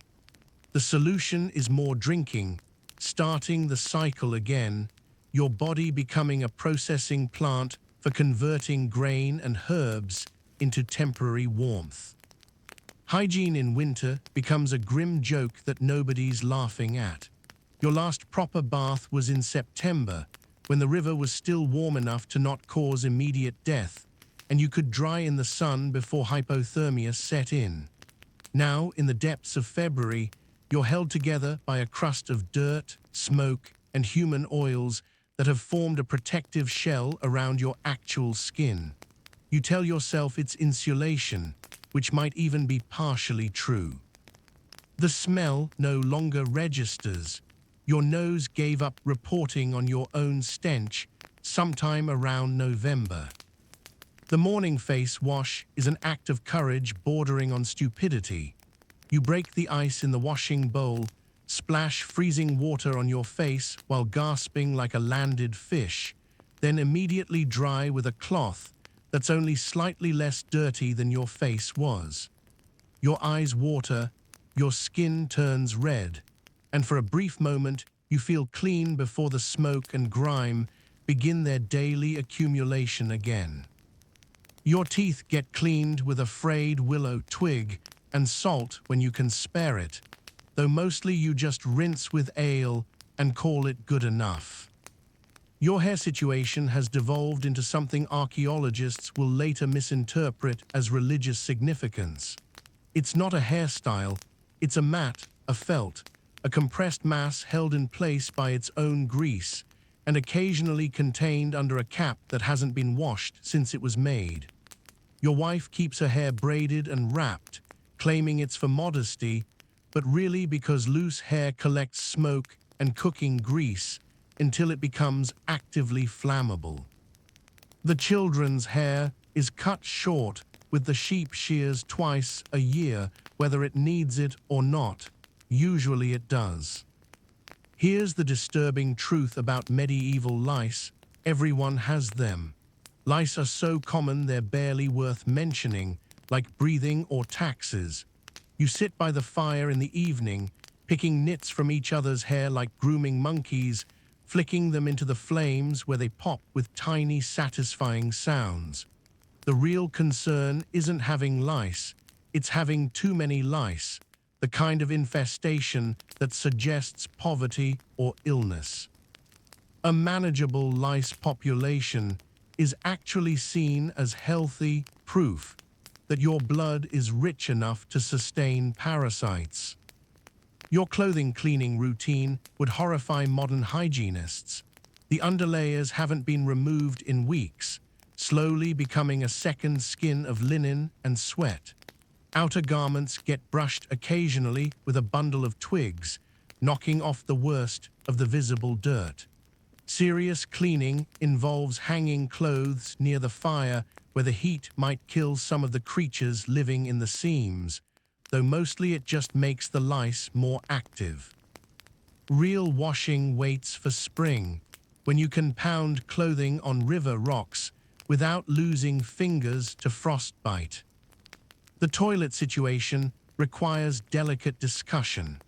The outdoor privy is a frozen nightmare, the seat covered in frost that burns bare skin, the pit below frozen into geological layers of human waste that won't decompose until spring thaw releases a miasma that makes strong men weep.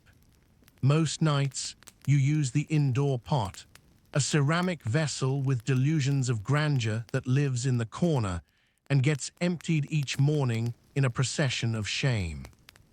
The youngest child always manages to miss the pot at least once per night, creating frozen puddles that require immediate attention before they become permanent fixtures. Personal grooming adapts to the reality of indoor living. Men's beards grow wild and free, becoming food catchers and makeshift scarves. Your beard currently contains crumbs from last week's bread, which you're saving for later, apparently. Women pluck their eyebrows and upper lips using tweezers made from split mussel shells, the only beauty routine that continues through winter because it can be done by the fire without removing clothing. Fingernails are bitten or torn off when they become problematic. Nail knives are for summer when your hands are warm enough for fine motor control. Foot care becomes critical when ignored feet can mean death.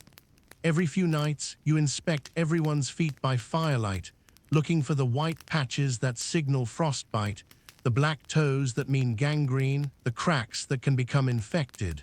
Feet get with goose grease, wrapped in scraps of wool, elevated when swollen. Your grandmother lost 3 toes to winter when she was young, and she displays them, or their absence, as a warning to anyone who thinks foot care is optional. The menstruation situation for women requires ingenious adaptation. Cloth rags are precious, and washing them is impossible, so women use moss, wool, or even ash as absorption. The cramps are treated with hot stones wrapped in cloth, pressed against the belly. The mood swings are treated with everyone else finding urgent business elsewhere. Your wife has a special tea she drinks during her time, something involving iron shavings from the blacksmith and herbs that smell like wet dog, but it seems to help. Bathing substitutes evolve from necessity.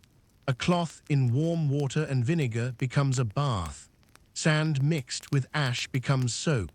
Steam from hot water poured over pine needles becomes a facial.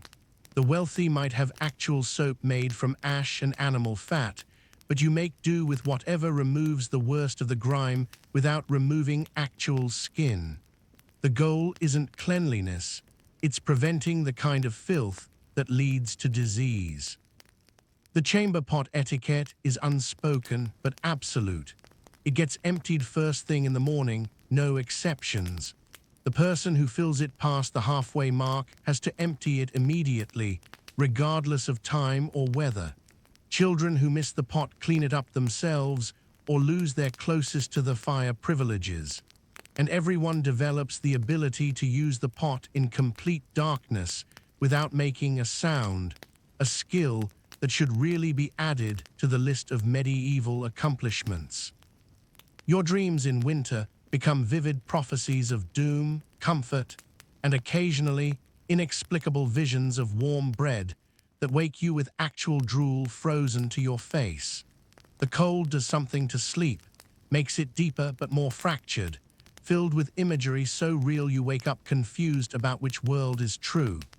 Last night you dreamed you were drowning in a river of porridge, which sounds ridiculous until you realize it's your mind processing the very real fear of starvation.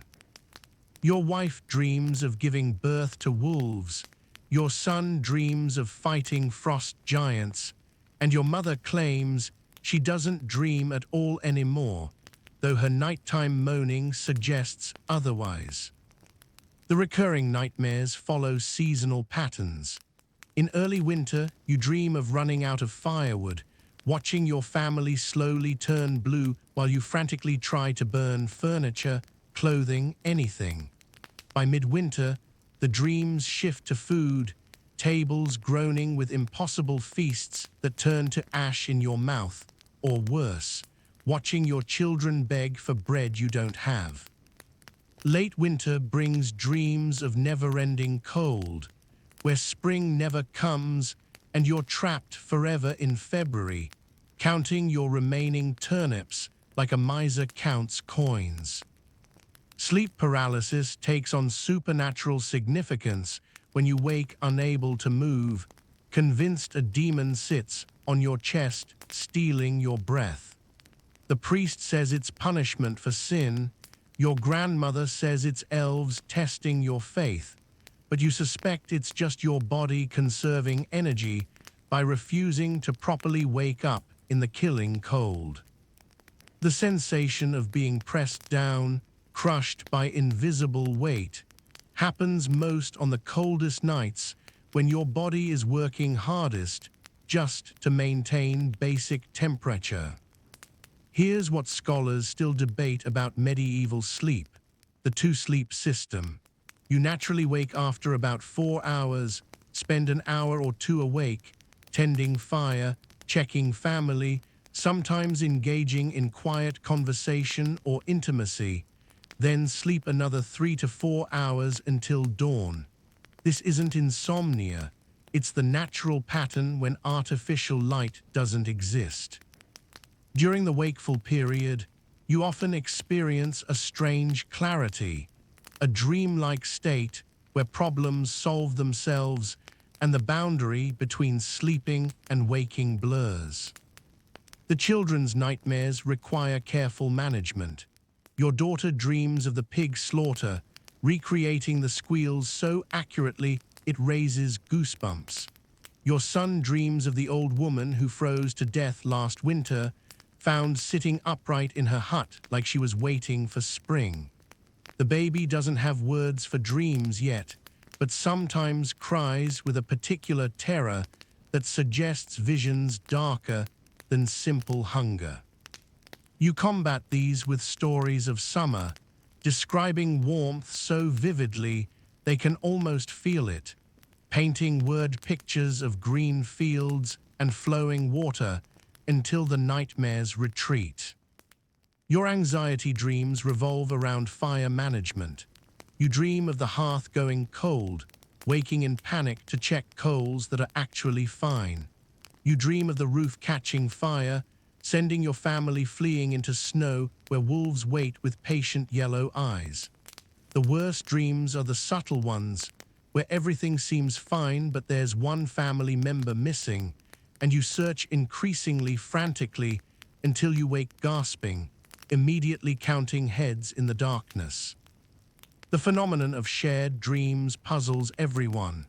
Sometimes the entire family dreams of the same thing, a visit from dead relatives, a feast, a journey to somewhere warm.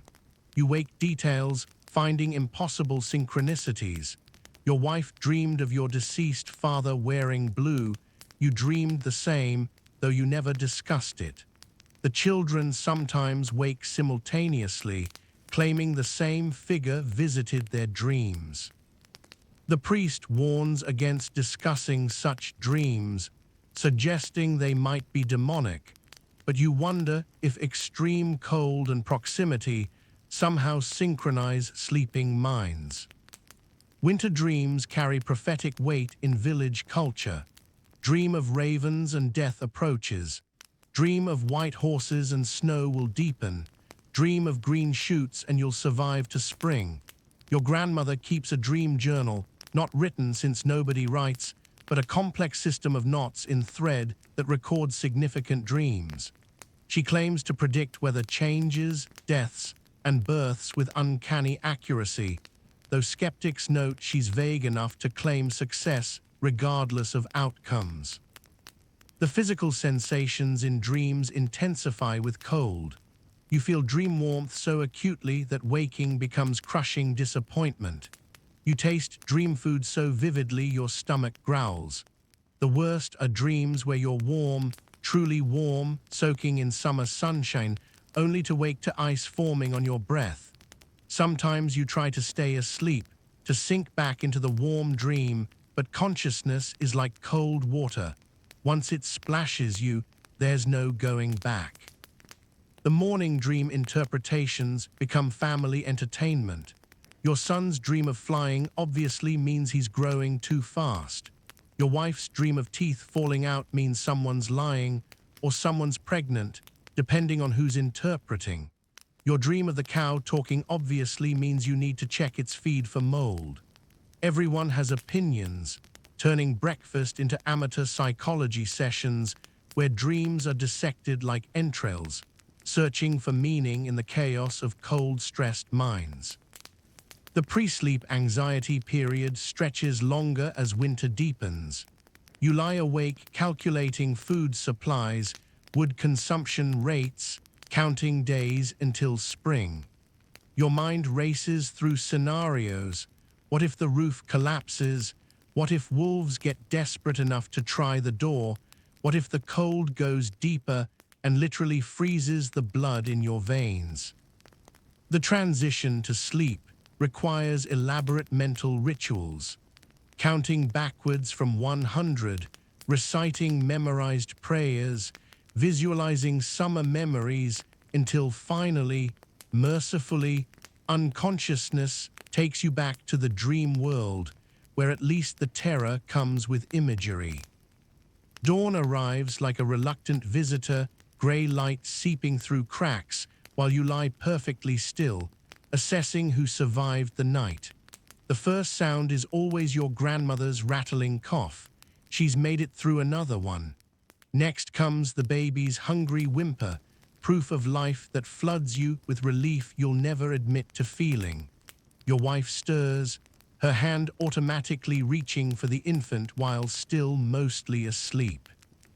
The children remain motionless lumps under their blankets, conserving heat until the last possible moment, pretending unconsciousness to avoid morning chores. The roll call happens without words. You've developed a system of sounds. A grunt from your son confirms he's alive. A sigh from your daughter, various respiratory noises from the extended family that serve as proof of continued existence. Only when everyone's accounted for do you brave emergence from the covers, the cold hitting like a physical assault that makes your testicles retreat so far they practically become internal organs. Your breath clouds in the indoor air, which shouldn't be possible, but here you are, literally seeing your life leave your body with each exhale. The fire inspection reveals the night's success or failure. Good coals mean a quick revival with dry kindling you've kept under your pillow. Yes, under your pillow, because that's the only place it stays truly dry. Dead ashes mean starting from scratch with flint and steel, your frozen fingers fumbling while everyone watches from their blankets, judging your competence. The pressure is enormous. Fire means breakfast, warmth, survival. Failure means eating frozen bread and facing your family's silent disappointment. Sometimes the morning reveals tragedy. The family lost their grandfather last Tuesday, found him rigid in his corner, having died so quietly nobody noticed. The widow Marjorie's baby didn't wake up yesterday, carried off by the winter sickness that makes infants simply forget to breathe.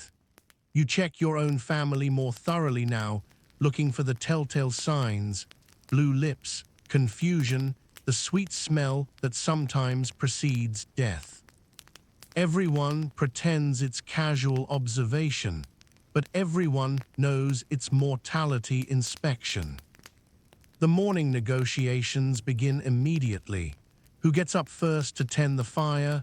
Usually you, but if you worked late checking the animals, maybe your eldest son takes the duty. Who empties the chamber pot?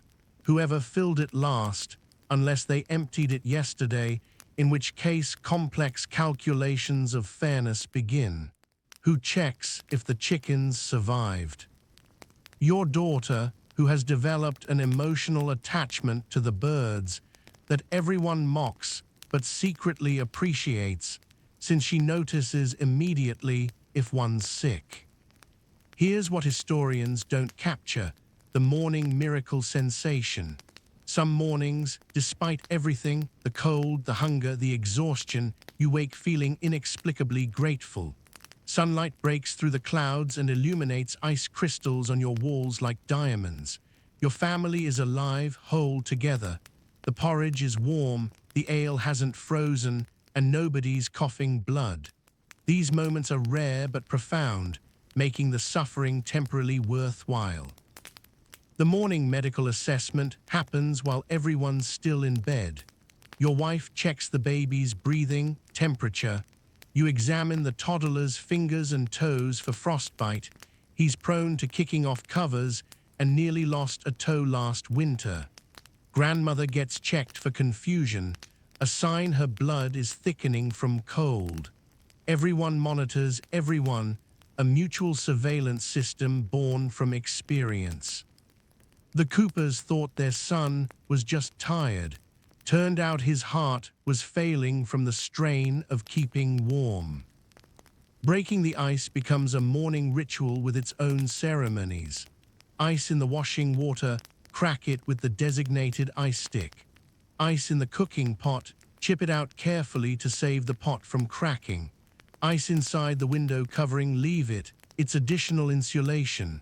Ice forming on the inside walls, bad sign, means moisture is building up and black mold will follow. The sound of breaking ice becomes winter's percussion, a crystalline crackling that accompanies every morning task. The coordination required to get everyone up and functional resembles a military operation. First, the fire tender emerges, builds heat.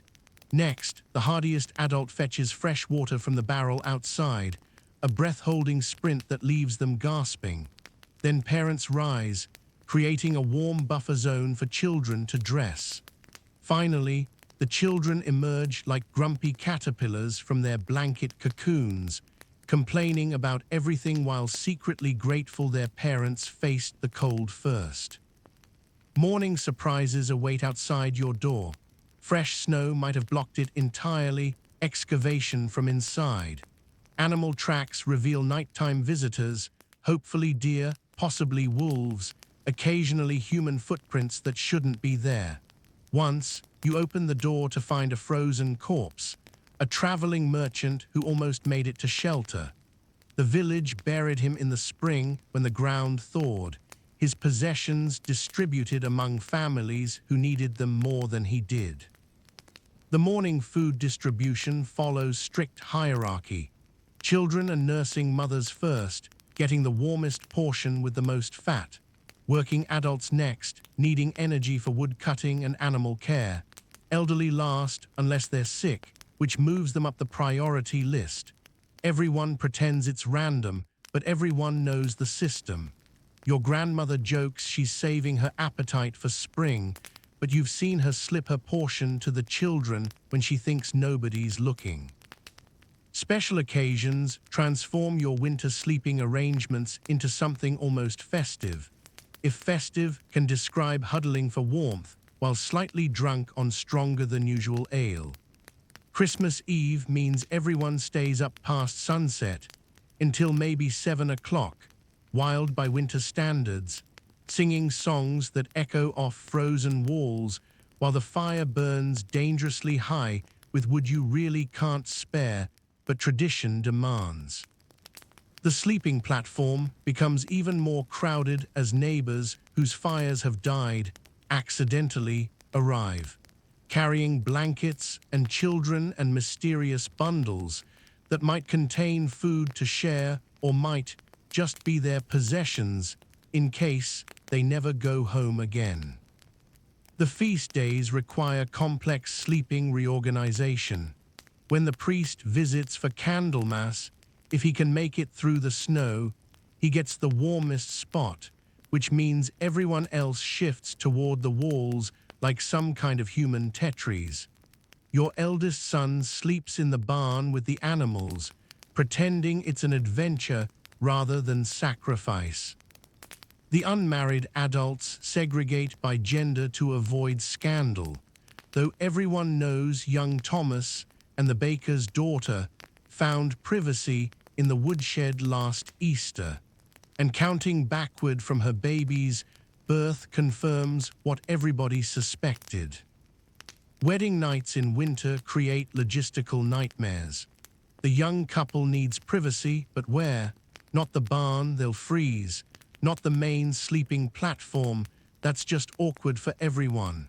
The solution? Hanging blankets to create a visual barrier while everyone develops selective deafness. Your brother's wedding night involved the entire extended family pretending to snore loudly while they did their duty 6 feet away. The bride's mother kept offering helpful suggestions until someone threatened to put her outside with the chickens. Here's the bizarre tradition historians love: the Saints' Day sleeping lottery.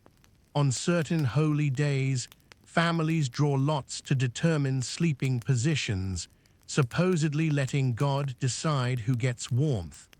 Miraculously, children and elderly always seem to draw the warm spots, almost like someone's rigging the system, though nobody would dare suggest such blasphemy. Your uncle once drew the doorway position on St. Stephen's Day and nearly died from exposure, but he claimed it cured his joint pain, so maybe God works in mysterious ways. Village gatherings for storytelling nights pack your hut beyond reasonable capacity.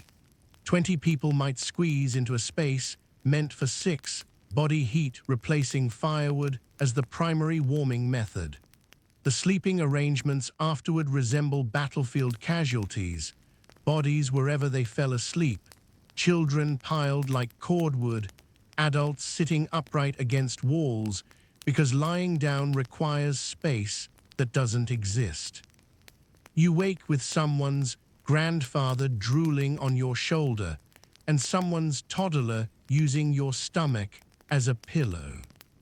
The wake traditions when someone dies create surreal sleeping situations. The body lies in the coldest corner, nature's refrigeration, while family members take turns sitting vigil.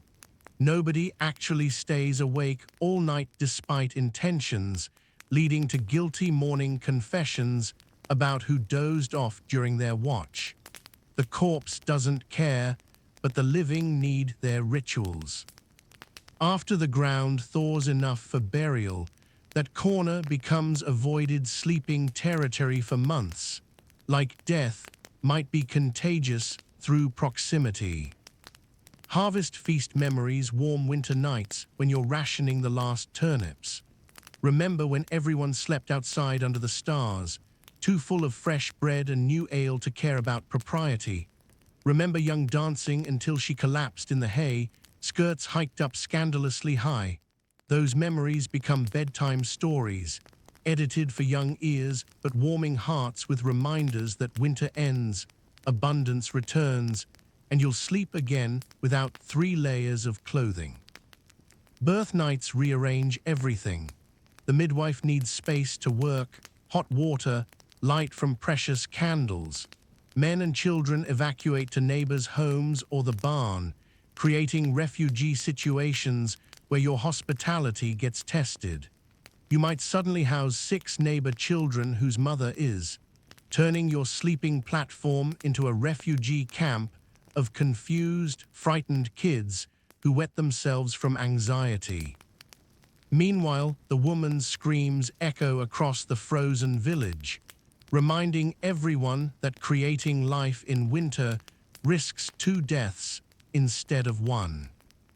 The Christmas visitor tradition means opening your home to anyone who knocks, beggars, possibly angels in disguise according to scripture. Your sleeping space becomes community property, shared with strangers who might rob you blind or might share news from the outside world worth more than gold.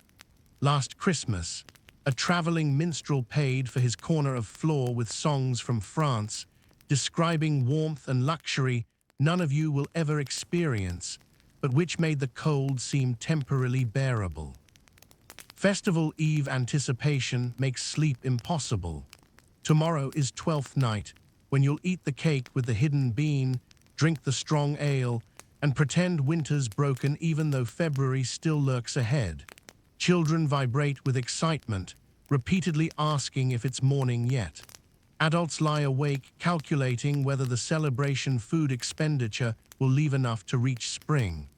The dog senses excitement and paces, adding her claws clicking to the restless symphony of anticipation.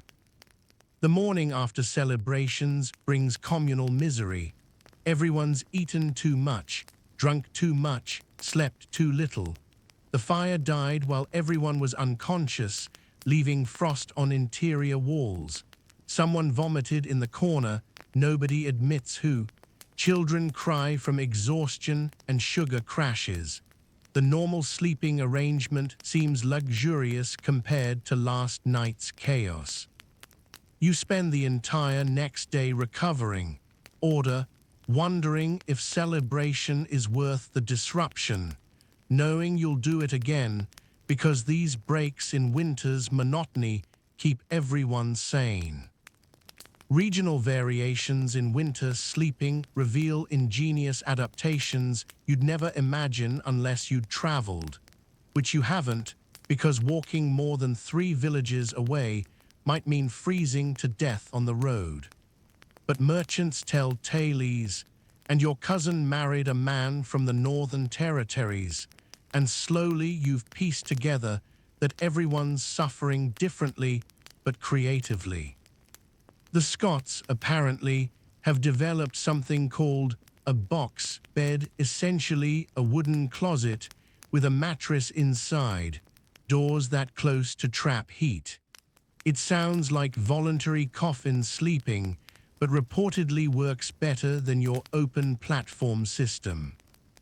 In Scandinavia, according to that Norwegian trader who survived last winter here, entire families sleep in what he called a communal room where everyone works, eats, and sleeps on raised platforms along the walls. The fire pit runs down the center like a spine of warmth, and 20 people might share the space.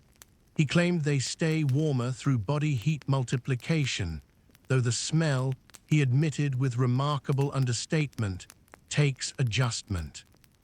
Their livestock live directly below the platforms, heat rising through floor gaps, creating a living furnace of animal warmth mixed with human desperation.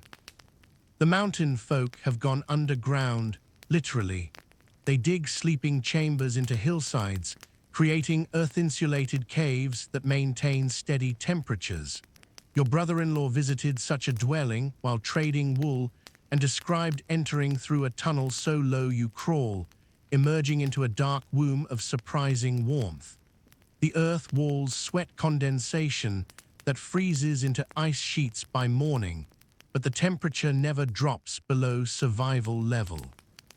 They sleep in excavated alcoves, wrapped in reindeer skins, dreaming whatever dreams come to cave dwellers. Southern France, if the wine merchant stories are true, barely counts as winter by your standards. They complain when frost forms on grapevines while you're breaking ice inside your home. Their sleeping arrangements involve actual beds, individual beds, with curtains for privacy and braziers burning charcoal for warmth. They drink wine instead of ale, claiming it warms better, though you suspect they just like being drunk more elegantly. Their biggest winter concern is keeping their wine from freezing, which makes you want to murder them with your bare, frostbitten hands. Here's what nobody expected: the coastal differences. Those living near the sea report warmer winters but damper conditions that create different problems. Salt air corrodes everything, wet cold penetrates deeper than dry cold, and their wooden structures rot. They sleep in hammocks, claiming the swaying motion and elevation above damp floors improves rest. They burn dried seaweed and driftwood that creates flames and acrid smoke. Their diet of fish oil and preserved seafood supposedly generates more body heat, though it also generates smells that make your pig corner seem pleasant. The Russian approach, described by a fur trader who barely spoke intelligible words, involves something called a massive clay stove that families literally sleep on top of. The fire burns inside this clay mountain, heating the entire structure, creating a platform that stays warm all night. Children and elderly get the prime spots directly above the firebox. Adults arrange around edges. He drew pictures in the dirt showing families layered on this stove like human pancakes, which seemed impossible until you remembered that impossible and survival often overlap.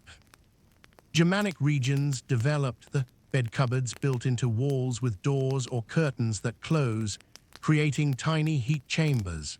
Multiple generations squeeze into these wooden wombs, breathing the same recycled air all night. Some are stacked, creating apartment-style sleeping, where the youngest climb ladders to upper berths. The trader who described this system mentioned people sometimes suffocate from poor ventilation, but considered this acceptable risk compared to freezing. Your Welsh cousins write, or rather, have the priest write, about their loft, a sleeping platform suspended from roof beams. Heat rises, so they sleep in the warmest air layer, though getting up for midnight necessities requires navigating ladder rungs in darkness. They stuff the space between platform and roof with bracken and heather, creating insulated pockets.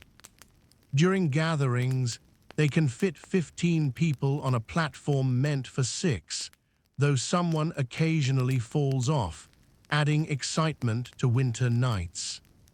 The monasteries have developed their own solutions that balance survival with suffering. Can't have monks too comfortable, or they might forget they're being holy. They sleep in individual cells just large enough for a straw mattress, with controlled heating from a central hypocaust system the Romans left behind. Each cell has a small vent that can be opened or closed, allowing minimal heat that keeps them alive but miserable. They sleep fully clothed, including shoes, ready for midnight prayers, turning sleep into another form of worship or punishment, depending on your theological perspective. The ethnic variations within your own village create microclimates of sleeping tradition. The Danish family uses different timber joining techniques that eliminate drafts but require specific wood types. The Norman widow insists on orienting her bed north-south for health reasons nobody understands, but everyone respects because she's outlived 3 husbands. The Jewish merchant family has religious requirements about sleeping arrangements during certain times that seem unnecessarily complicated, but they also seem warmer than everyone else. So maybe their god includes thermal dynamics in divine law. Urban sleeping, in actual towns with multiple-story buildings, sounds like vertical hell. Families rent single rooms where 12 people might sleep in shifts, day sleep while night workers work, then switch. Heat rises from lower floors, but so does smoke, noise, and disease. They nail blankets over windows, creating dark caves where day and night blur. The proximity to other humans provides warmth, but also provides lice, fleas, and plagues that spread through packed sleeping quarters like fire through dry thatch. Death lurks in every sleeping decision like a patient creditor waiting to collect. You've learned to read the signs, that particular quality of stillness that means someone's crossed over, the cooling that happens, the normal heat loss, the way limbs stiffen in whatever position they died. Last week, young Tom's grandfather went to sleep complaining of chest pains and simply never woke up, discovered at dawn with his arms still reaching toward where the fire should have been burning. The family pretends he died peacefully, but you saw his face, twisted in a final gasp for warmth that never came. The mathematics of survival are brutally simple. Your body burns roughly 100 calories per hour just maintaining core temperature on the coldest nights. Miss one meal, and you're operating at deficit. Miss two, and your body starts consuming itself. The elderly and infants die first, their thermostats unable to maintain the narrow range between life and ice. You've watched neighbors make the horrible calculus, feed grandmother, or save food for the children who might survive to spring. Everyone pretends these aren't conscious decisions, but the old woman's portion keeps shrinking while she insists she's just not hungry lately. Carbon monoxide is the silent killer nobody understands, but everyone fears. You call it the sleeping death or coal demon, knowing that certain types of fires, especially charcoal burned indoors, create invisible poison. Entire families have been found arranged peacefully in their beds, looking like they're sleeping except for the cherry red of their lips. Your uncle survived it once, waking with a headache that felt like axes in his skull, crawling to the door just in time. Now he's simple-minded, forgetting names and laughing at nothing, brain damaged by air that looked perfectly normal. Here's the nightmare fuel, suffocation by overcrowding. When extended families pack together for warmth, sometimes the smallest gets pressed against walls, buried under bodies, unable to cry out.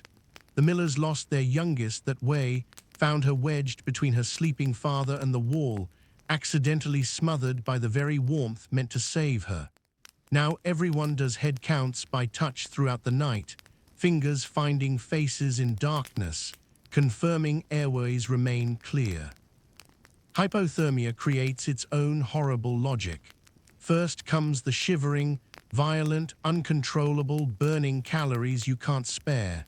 Then the confusion, where people make fatal decisions like going outside undressed because they feel suddenly hot. Your neighbor found his brother naked in the snow last winter, smiling peacefully, insisting he was burning up. They dragged him inside, but his mind never fully returned. He sits by fires now, constantly cold even in summer, touching flames to test if they're real. The diseases that thrive in winter's close quarters kill more efficiently than cold itself. Lung fever spreads through sleeping platforms like wildfire through thatch. One cough becomes two, becomes everyone hacking blood into rags. The sweating sickness takes whole families in days, fine at sunset, dead by dawn, bodies contorted from fever dreams. You've learned to isolate the sick, but isolation means less body heat, creating impossible choices between disease and freezing. Fire deaths happen with horrible regularity. Families desperate for warmth overfeed their hearths until sparks catch thatch, and within minutes, The entire hut becomes a crematorium. Those who escape often die anyway, barefoot in snow, watching everything burn. The blacksmith's family lost 2 children that way. They got out, but couldn't survive the night outside. Found them huddled by the glowing ruins, frozen in poses of seeking warmth from their own burning home. Nobody talks about how the survivors probably chose which children to save. Starvation changes sleeping patterns in ways that guarantee more death. Empty stomachs can't generate heat, so you sleep more, trying to conserve energy. But sleeping more means tending fire less, temperature dropping, more calories to rewarm. It's a descending spiral where each adjustment to hunger makes survival less likely. You've seen families literally sleep themselves to death, each day spending more time unconscious until they simply don't wake up. The alcohol-related deaths surprise nobody but happen anyway.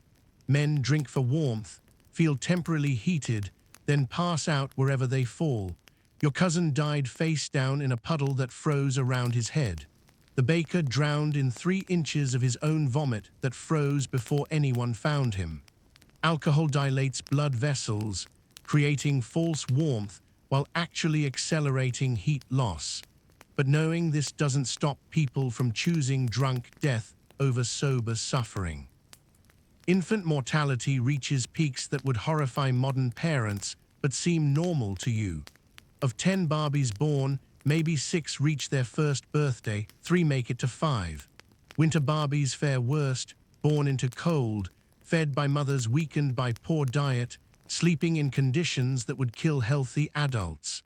The wet nurse lost 3 of her own while keeping rich merchants' Barbies alive with her milk.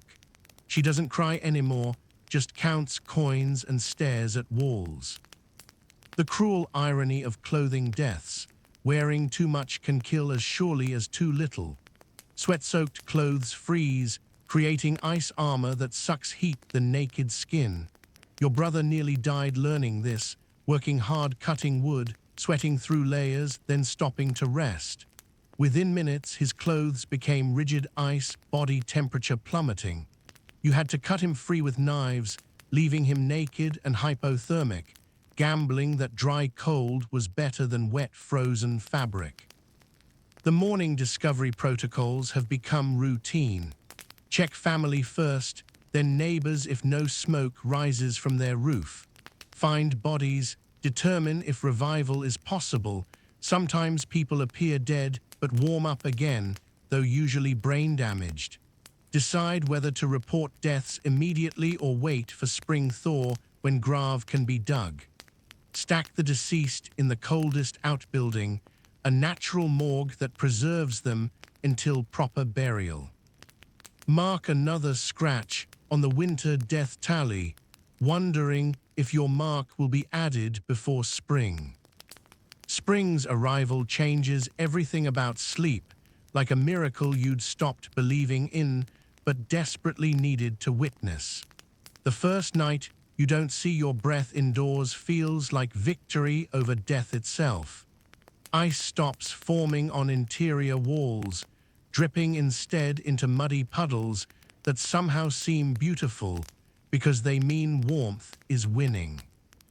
Your sleeping platform, that cramped prison of survival, suddenly seems too crowded, too close, too intimate after months of mandatory physical contact.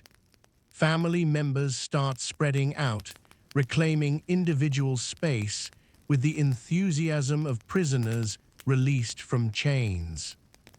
The great spring cleaning begins with burning your winter bedding, and you mean literally burning it.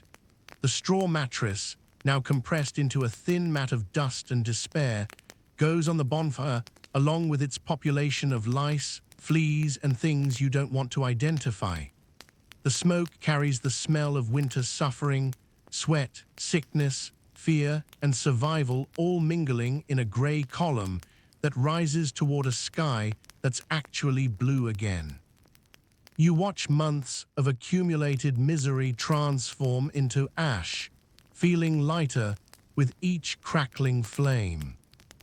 Your sleep schedule shifts with the lengthening days, that two-phase winter pattern dissolving as exhaustion gives way to energy. No more waking at midnight to tend fires. They're allowed to die now, knowing morning won't bring death. The children sleep past dawn for the first time since October, their bodies finally relaxing from the constant vigilance of survival. Even the roosters seem confused, crowing at random times, as if they've forgotten their purpose after months of darkness. Here's what nobody talks about: the spring depression that hits after survival mode ends. You made it through another winter, but at what cost? You count the missing faces, old who caught lung fever in January, the baker's infant twins who simply stopped breathing one February night, your nephew who fell through river ice trying to catch fish in March. The empty spaces at the table feel larger now that there's actually food to share. Survival guilt mixes with exhaustion, creating a melancholy that sleeping in warmth can't cure. The first night sleeping alone feels alien after months of communal warmth. Your wife moves to her summer position, arm's length away instead of pressed against you. The children spread across the platform like melting snow, each claiming territory they'll defend until October forces them back together. The dog gets banished outside, protesting loudly before remembering that outside no longer means death. Even your positions change, no longer carefully arranged by heat retention, but by comfort, that forgotten luxury that winter stripped away. Physical changes become apparent as layers come off. Everyone's thinner, gaunter, marked by winter like tree rings marking hard years. Skin conditions hidden by darkness and dirt emerge, rashes, infections, mysterious patches that might be frostbite scars or something worse. Hair has grown wild, beards reached biblical proportions, children look like feral creatures emerging from hibernation. The first warm rain becomes a communal bathing event, everyone standing naked in their doorways, washing away winter's crust while pretending not to notice how skeletal their neighbors have become. The sleeping platform gets partially dismantled, boards repurposed for spring repairs. Some families take it apart entirely, spreading individual pallets around the room, celebrating privacy like a recovered treasure. Others keep the communal structure, too exhausted or traumatized to change what worked. You're somewhere between, keeping the platform but adding dividers, compromise between winter's forced intimacy and summer's desired independence. Your dreams change from survival nightmares to future anxieties. Instead of freezing, you dream about failed harvests that guarantee next winter's starvation. Instead of fire dying, you dream about crops drowning in unexpected spring floods. The trauma of winter doesn't vanish with warm weather. It transforms into preparation anxiety for the next cold season. You wake calculating how much wood to cut, food to preserve, repairs to complete before October brings back the murderous cold.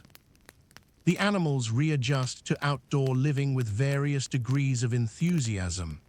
The chickens parade around like returning heroes, pecking at actual earth instead of frozen boards.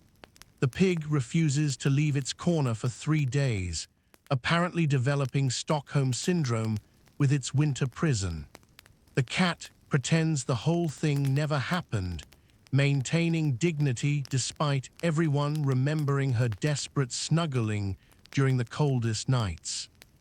The cow moos differently outside, a sound of relief mixed with bovine joy. Historians still debate whether medieval people experienced seasonal affective disorder, but you're living proof they did. The weight that lifts with spring isn't just physical, it's mental, emotional, spiritual. Seem brighter, food tastes real instead of just caloric, children laugh instead of whimper. The simple act of sleeping without fear transforms everything. You're not just warmer, you're human again instead of a survival machine focused only on generating heat until dawn.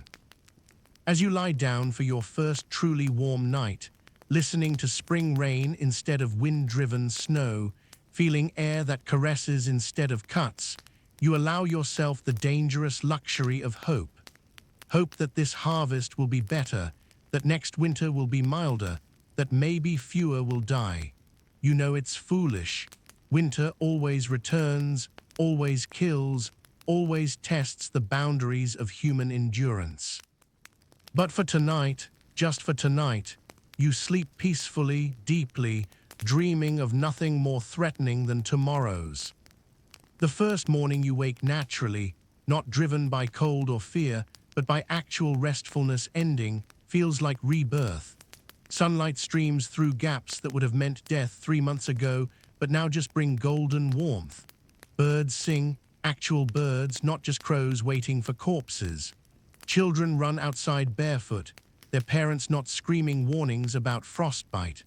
Life resumes its normal patterns, and sleeping becomes rest again instead of nightly battle against extinction. But even as you celebrate spring, you're counting days until winter. That pile of becomes next year's heat. The sheep's wool growing thick gets eyed for blankets.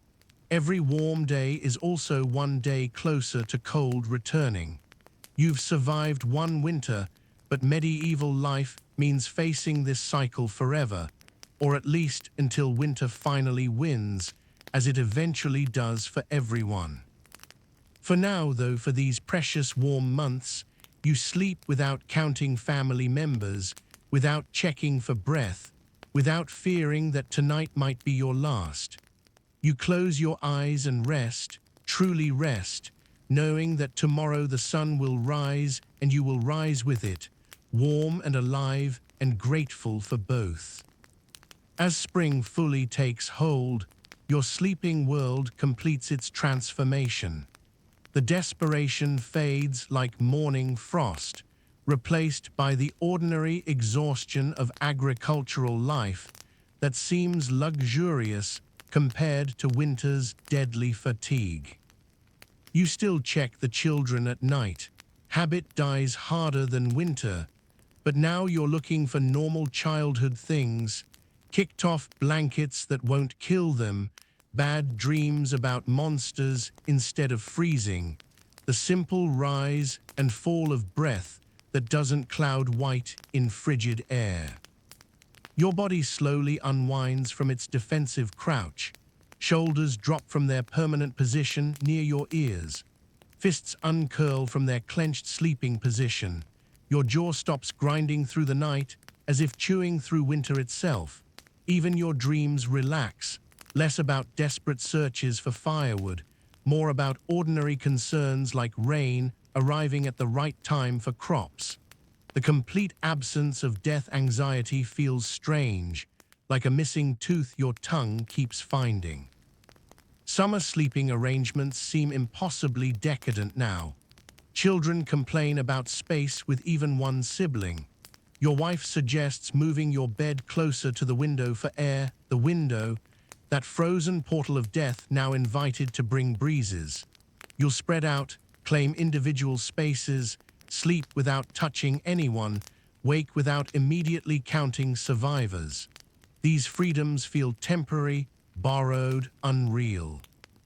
But underneath summer's ease, winter's lessons remain carved into your bones. You'll never take warmth for granted again. Every mild night is a gift, every unfrozen morning a minor miracle. When autumn comes, and it always comes, you'll be ready. Not eager, never eager, but ready. You've learned winter's rules, paid its prices, survived its tests. You know exactly how brutal those wooden walls will become, how precious body heat grows, how thin the line between sleeping and dying gets when ice forms inside your home. For now, though, the sun warms your face as you drift off for an afternoon nap, a luxury beyond imagination just weeks ago. No smoke filling your lungs, no animals your space, no desperate clutching for shared warmth. Just you, a soft breeze, the distant sound of children playing, and the deep, peaceful sleep that comes from knowing winter is months away. You've earned this rest through suffering that modern people will never understand, sleeping through conditions that would break them in days. Tonight, you'll sleep deeply, safely warm,